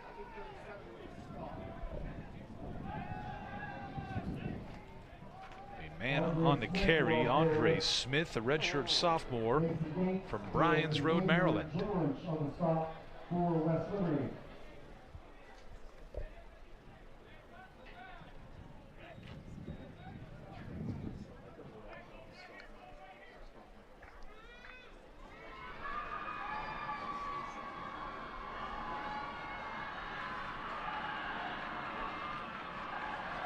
Brooks right side, lodges it deep down the field, well over the head of everyone, and incomplete.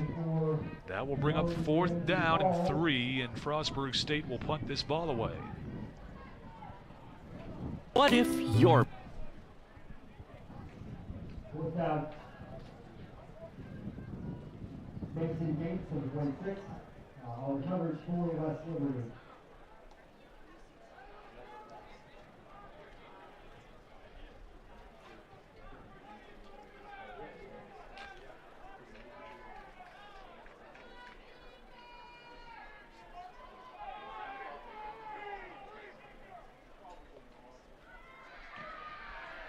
Good high hanging kick here. Fair catch called for and taken. Spotted at the 42-yard line. Where Alex Dunleavy and company will start their drive.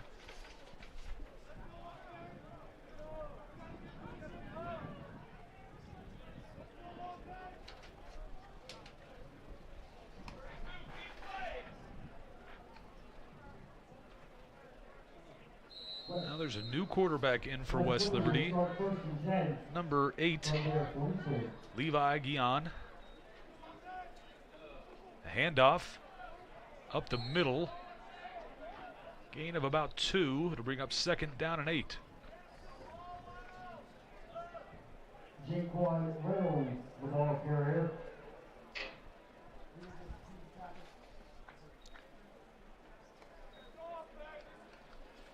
Jaquan Reynolds, number 6, the 5'7", 175-pound freshman from Pittsburgh, PA, went to Gateway.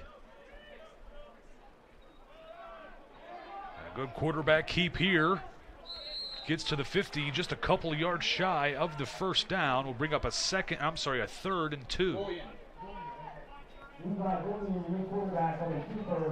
Golian, a good job there for the Toppers. Not a small guy, 6'3", 195. Biggest quarterback on the roster. And at the Division II level, that's a perfect size. Yeah. Goulian sends Ostovich in motion. Handoff up the middle, trying to get some kind of push, and do for the 1st down. Toppers into Frostburg State territory.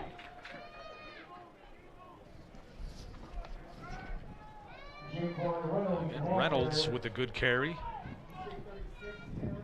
And I had to kind of chuckle because when they were doing the shove, I happened to notice number 58, Rainer Haviland, the defensive end, just scooting across the turf. He just had the ankle.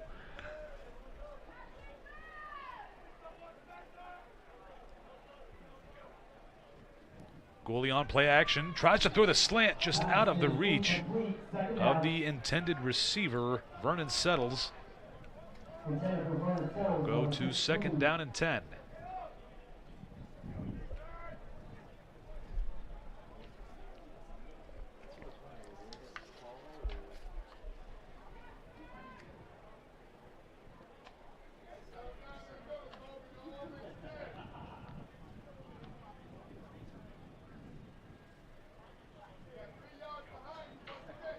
Goulion hands this one off.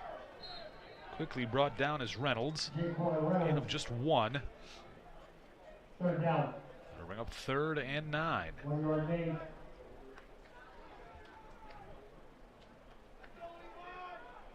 Just under 10 minutes remain in the WVU Medicine 4th quarter here at West Family Stadium.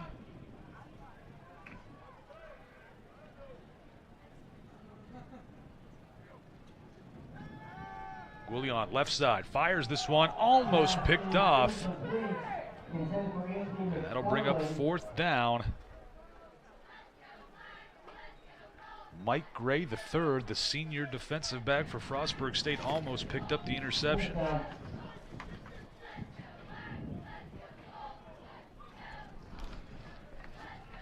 Tough read by Goulion there. You know, he saw an open opportunity for a split second, but Radcliffe was cutting through the middle on a slant.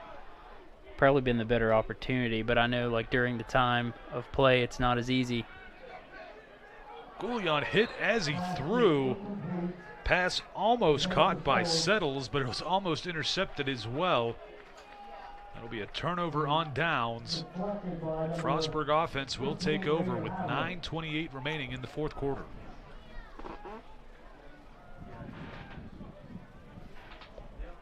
Frostburg takes over 1st and 10 from their 45. Again, stay tuned for a post-game performance on the field in March's Hilltopper.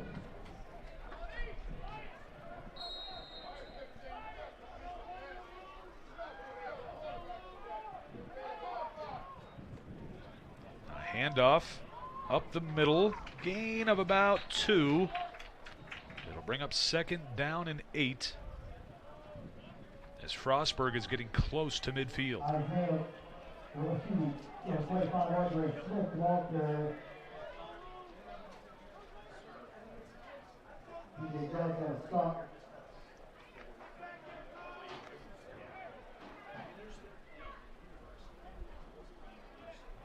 Second and 8 after the gain of 2 from the 47.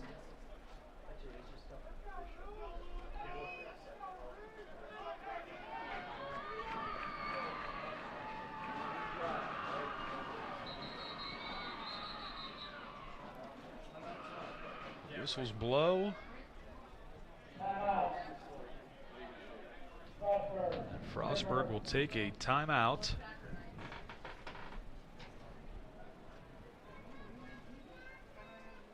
There's 8:41 left in this 4th quarter, a 27-point lead right now for Frostburg State, looking for their 2nd victory of the season.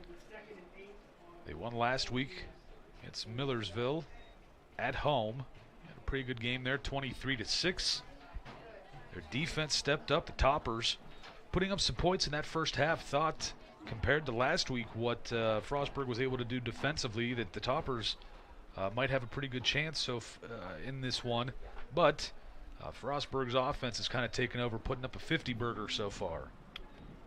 Yeah, they've done a great job just taking command of this ball game, you know, passing, rushing. They were kind of back and forth rushing early on, but in this second half, they've kind of taken adjustments and done a pretty good job. Brooks in the pistol formation.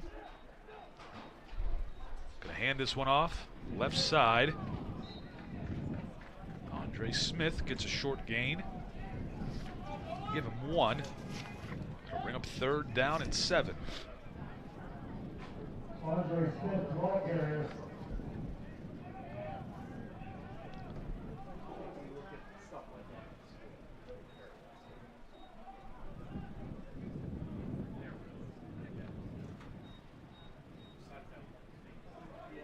Good down.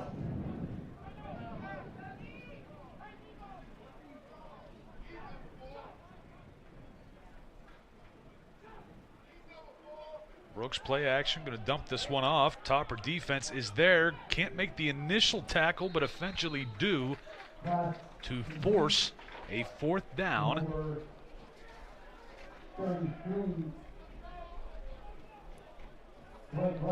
Mason Gates does a good job holding that receiver from Frostburg State. from being able to advance past the marker there for a first down. DJ Johnson on the stop. Fourth down. Be a 4th down and 2. Just under 7.5 to play.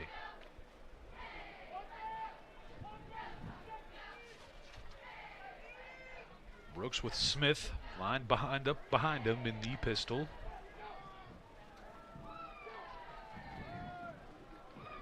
Smith finds room up the middle to the 10, 5. No one will catch him. Touchdown, Bobcats. Touchdown.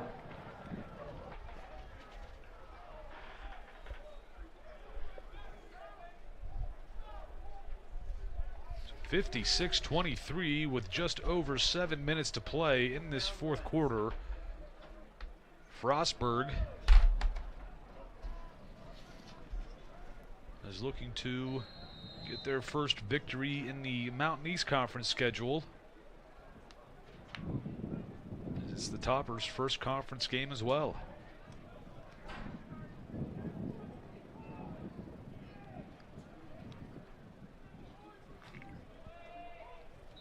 The kick is good.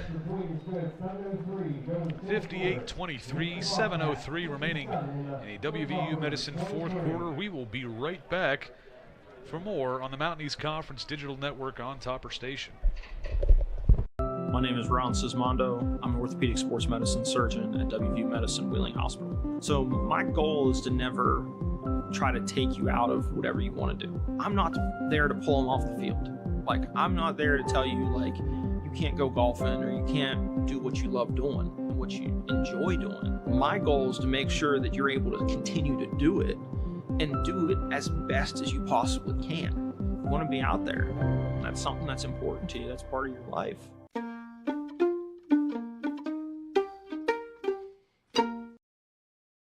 For over 4 decades, the health plan is called West Virginia Home. It all started with a vision to serve our community with pride and integrity. We've grown alongside West Virginia, becoming part of its fabric. We've been here through thick and thin, supporting local families and businesses.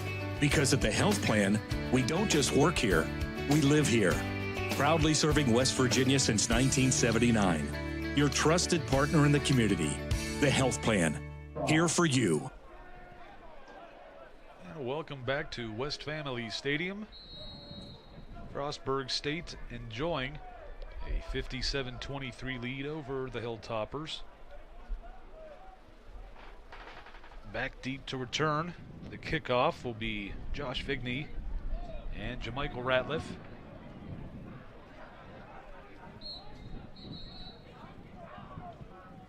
Ball will end up being spotted.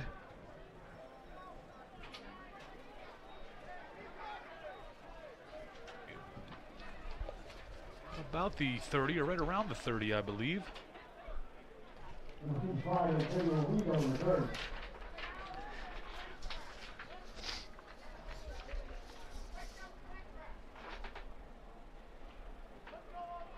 So Goulion back out onto the field for West Liberty.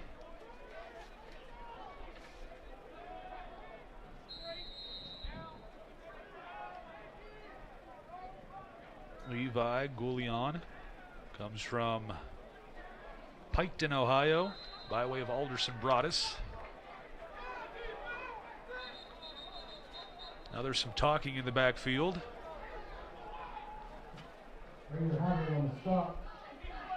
No flags thrown, though. Cooler heads prevail.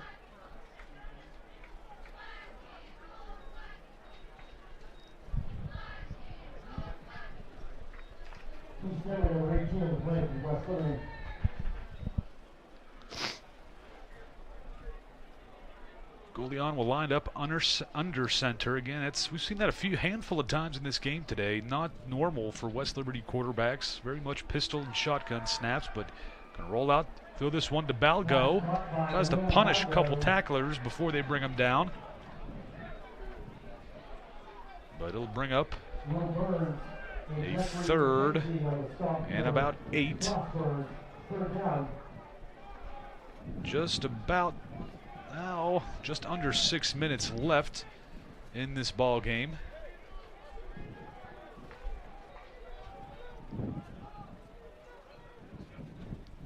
Goulion looking left side. Fires it across the middle. Pass going to be tipped and hits the ground. Flag will be thrown. Flag on the play. Number 60, helmet out. Not the line play. So an offensive lineman for the Toppers. That is Corey Miller will have to come out for a play. The 6'2", 290 freshman from Fort Washington, Maryland.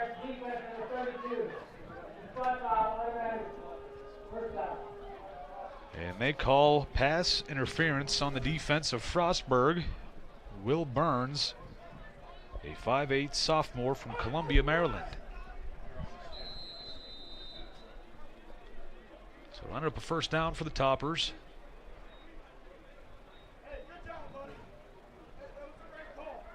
There's Goulion and McGee in the backfield. 10 seconds on the play clock. Balgo in motion. Goulion fires, pass is tipped. Was intended for Balgo, but goes incomplete. Sally Jr. able to get his hand up and deflect that pass from Goulion to be able to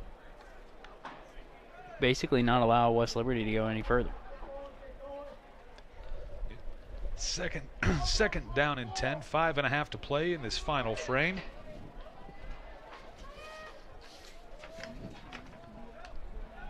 Handoff goes nowhere.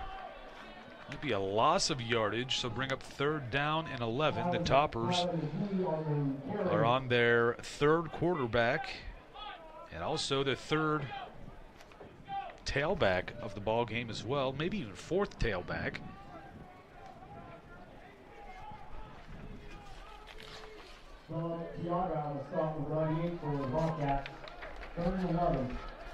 Third and 11. Goulion's got twins to both sides, 4 wide. Goulion looking right side, little screen pass for McGee. Gets a block, but it can only gain about 4 yards. And that'll bring the punt team on for the Toppers.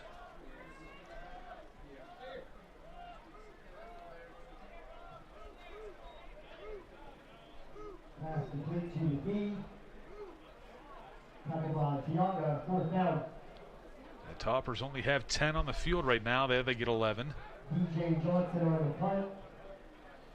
Johnson to punt for the Toppers. It looks like Namdi Hall back there again to return this punt for Frostburg State. Johnson gets a nice kick away. Caught at about the 10. Namdi Hall left side. Will be brought down just shy of the 25-yard line. And Frostburg State will take over first and 10 with just shy of 4 minutes remaining in the WVU Medicine fourth quarter here at West Family Stadium.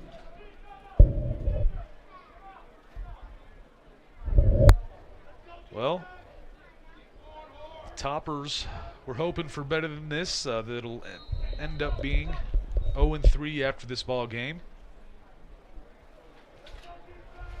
And next week, West Liberty will travel all the way to North Carolina to take on UNC Pembroke. It'll be a 1 o'clock game on the 12th. And after that, I apologize. We'll take a look here. They're at West Virginia State. I'm looking at the wrong ones, folks. Sorry about that. They're at West Virginia State next week at 1 p.m.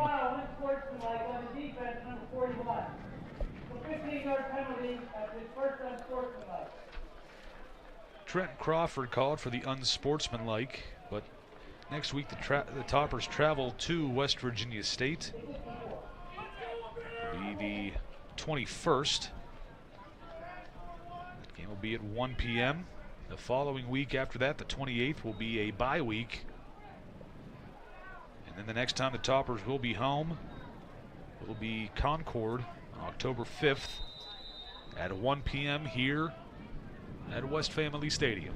First and 10 from the 42. So first and 10, 3:25 on the clock. Brooks will let this play clock roll down to about 5 right now and then snap it. Up the middle. Gain of about 4. It'll be 2nd down and 6. Ball carrier. Number 16, KJ Smothers, a 5'9" sophomore from Queen Anne, Maryland. And again, I want to say a congratulations to all of the Hall of Fame, newly inducted Hall of Fame members. Our Hall of Fame game day was today. Don Clegg, Michael Frazier, Cedric Harris, Jim Monette, Andrew Shoemaker, and David Schuler. As there's a fumble on the field, it looks like West Liberty picked it up, and they did. It will be Topper's ball in Bobcat territory. Great job by Crawford just to drive his hand down in between Brooks' arms and just release that football. So 2.5 minutes left to play in this ball game. The Toppers down by 34 points. Goulion back out onto the field. Number 27, Daniel Alford, 5'10" junior. Clayton, North Carolina, to the left of Goulion.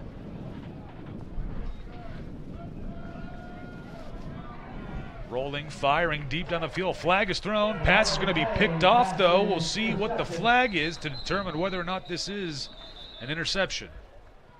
Tristan Forney on the interception. Number 19 will check the flag. It will be against Frostburg State.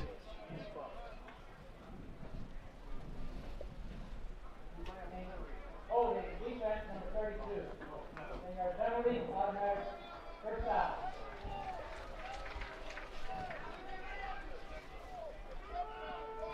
So an automatic first down for the Toppers. It's moved up to the 31-yard line.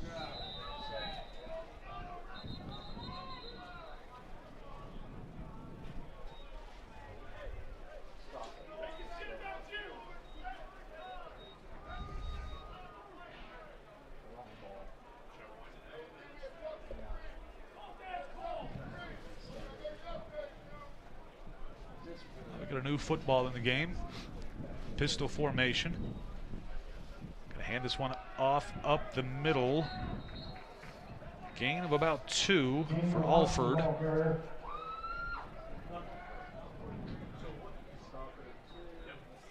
Jeffrey McKenzie, number 43 on the spot. 2nd down.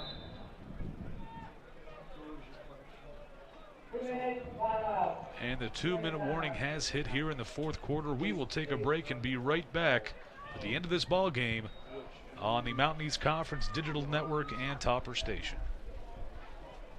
We're Panhandle Cleaning and Restoration, and we're gonna save you.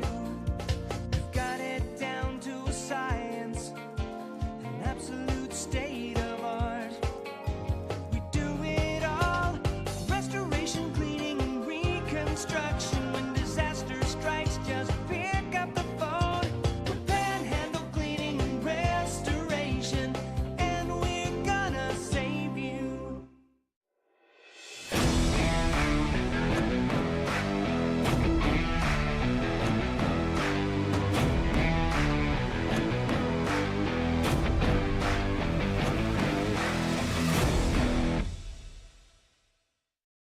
Right there. And welcome back to West Family Stadium. 2 minutes remain. WVU Medicine 4th quarter. Toppers looking to get some points here with some backups. Little option action. Hit immediately and brought down, maybe a gain of 1. It was Jaquan Reynolds, number 6 with the carry.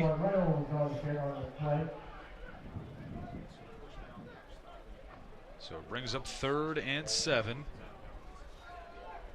95 seconds remain.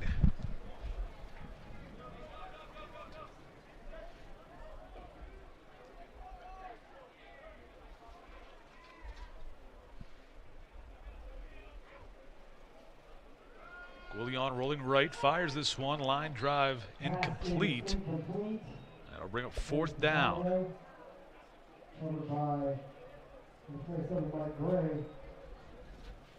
Looked like Balgo was the intended receiver on that one, just wasn't able to get it elevated enough for Balgo's reach.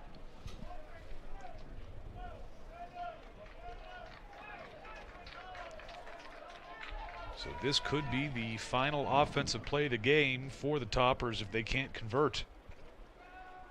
Feels the pressure, has to get this one away. It is picked off. He's going to be running. Goulion will try to keep up with him. Does. And brings him down out of bounds with 1:07 left to play in this ball game. Frostburg State. They've just got to kneel on the ball a couple times, and this ball game will be over.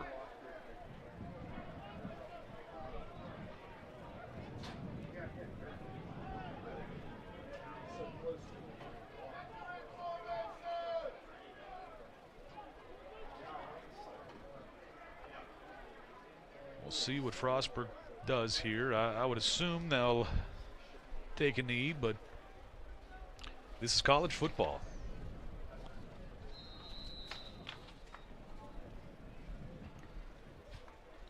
And you hate to see something like that happen towards the end of the game for West Liberty, but that just kind of goes to prove how dominant Frostburg State's defense has been this game. Makes me feel a little better about this. Kneel down for Brooks. And as we get to the end of this broadcast, I want to thank the crew working tonight. Executive producer Teresa Gretchen, director Trent Nicholson. The wide camera, Oliver Marks, Taylor Marty, another camera, 2 other cameras on the field, William Senna and Matthew Wright. Thank you to our broadcast student for sideline reporter Caden Bednarik, Davey McKinney on color commentary, and for graphics. She's also on the women's basketball team, I believe, but I want to make sure I say this name correctly, so I'm going to either get a thumbs up or a thumbs down as to how I say this. Natalia Sokolovsky. Ska or ski? Ska. Okay, I did say it wrong, but we'll get it there. It's working. Well, the final score of this ball game after the final kneel down, 57-23.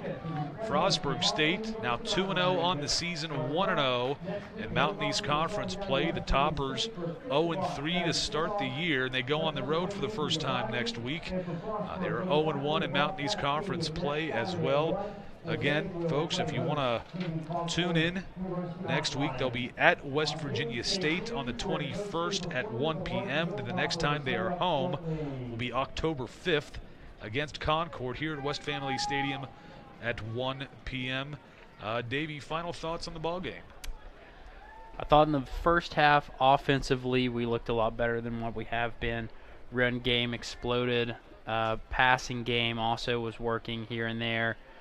Defensively, first half wasn't as strong as it was second half. I thought that they came in, dominated better in the second half than they did in the first half. I think there's still a ton of things that need to be worked on throughout the year, and that will come. They're still extremely young group. I think as time goes on and Coach Wiley, has some time at practice to kind of set down, watch film, show the guys what's going on, what they need to work on, I think we'll begin to improve more. Limestone, you saw it back to Walsh as well. You saw just each game the team improving more and more, and I think we'll eventually get to where we want to be. Yeah, the Toppers able to put up some points early and often in that first quarter of play. Both teams were firing on all cylinders. But the Toppers faced some injuries down the stretch in this ball game, and some of the key players that they had on both sides of the football, whether it be Horsley or Patterson, who had an incredible first quarter, and we didn't see him again after that because of injury, I believe. So we will see how the rest of this week goes in practice as they prepare to go down to Institute, West Virginia, to take on West Virginia State next week. We will have the coaches show for you Tuesday. Myself and Coach Roger Wiley and some of the other fall sport coaches will be there as well. Again, thank you to everyone on the crew and to the athletics department. Congratulations to all of the inductees into the West Liberty University Hall of Fame today. Thank you all for watching Topper Nation. We will see you next time on the Mountain East Conference Digital Network and Topper Station.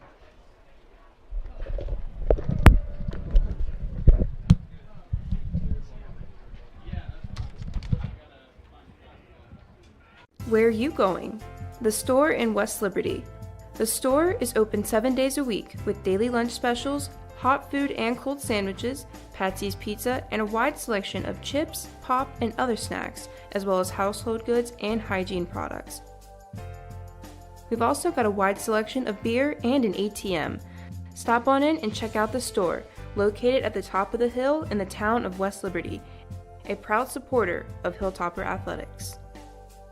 All right, now you're just like Danny, huh? They'll probably never know about his thousands of hours of on-the-job training, Here you go, Daddy. or that he spent as much time in the classroom as someone with a master's degree. You and I know he's one of the experts when it comes to electricity, part of a team committed to doing the job right. They call him Dad. You call him the electrician right down the street. IBEW, the power professionals in your neighborhood.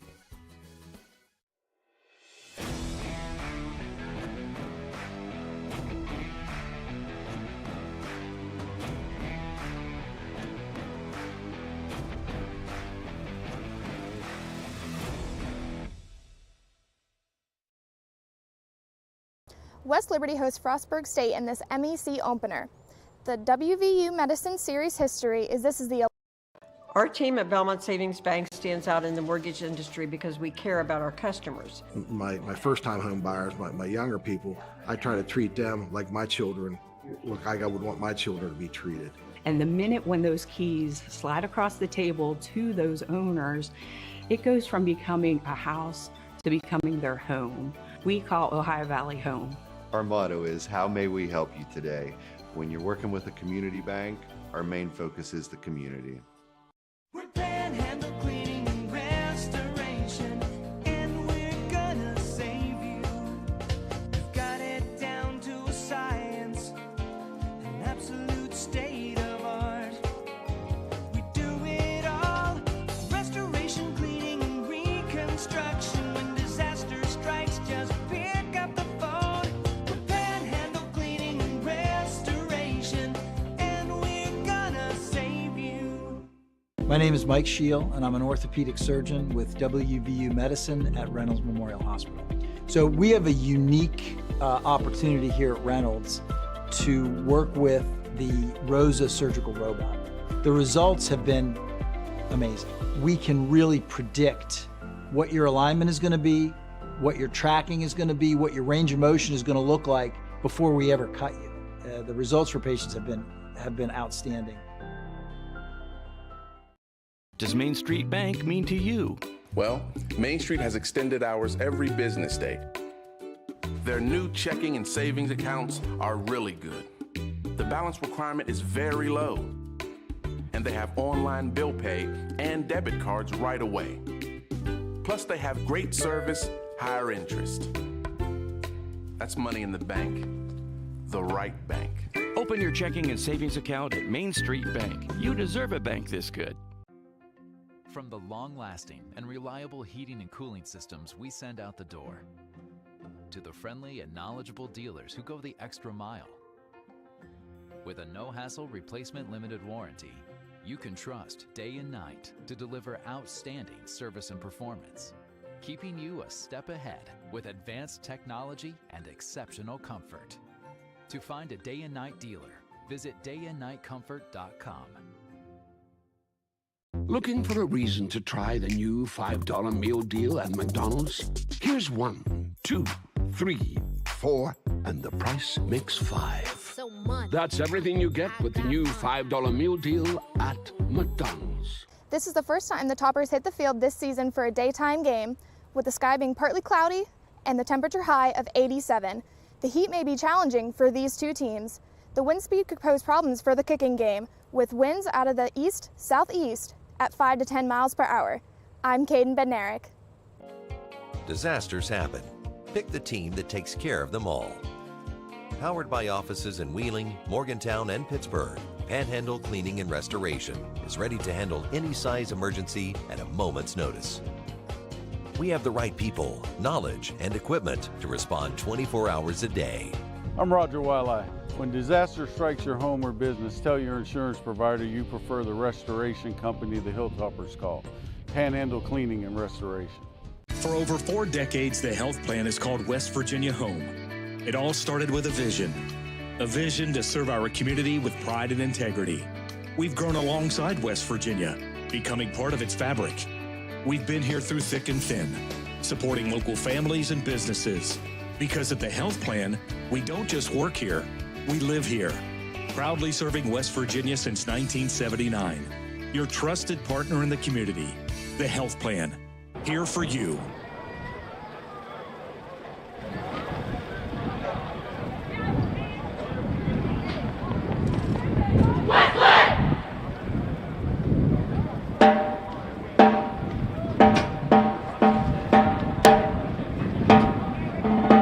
Ladies and gentlemen, now taking the field for your post-game entertainment, the pride of the Hilltop, the West Liberty University Marching Hilltoppers, sponsored by Night and Day Heating and Cooling Products. Led by drum major Maria Gates, the Marching Hilltoppers are excited to present their 2024 show, Shattered, performing their mashup of Last Resort by Papa Roach and Lincoln Park's Numb. Here are your 2024 Marching Hilltoppers.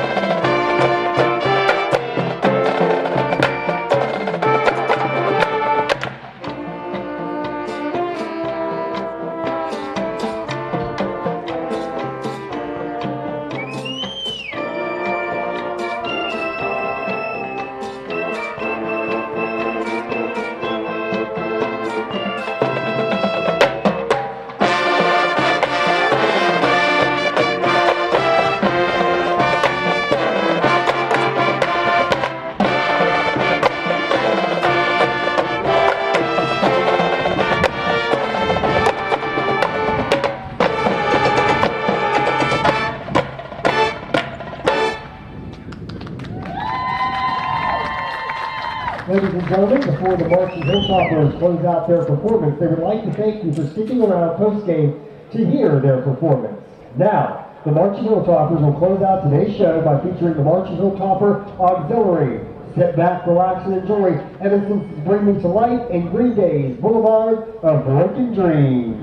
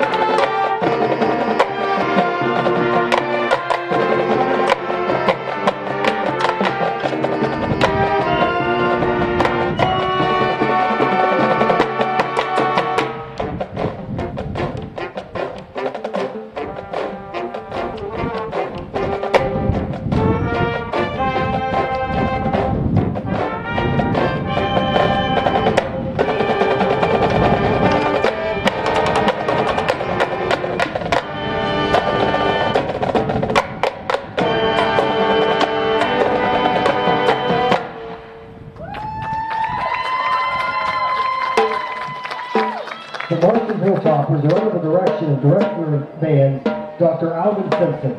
Additional staff includes color guard instructor Sir Cedric Harris and drill designer and music arranger Mr. Gary Backler. Representing a diverse body population, the Marching Hilltoppers can be seen at every West Liberty University home football game, as well as a variety of other university and area community events throughout the year.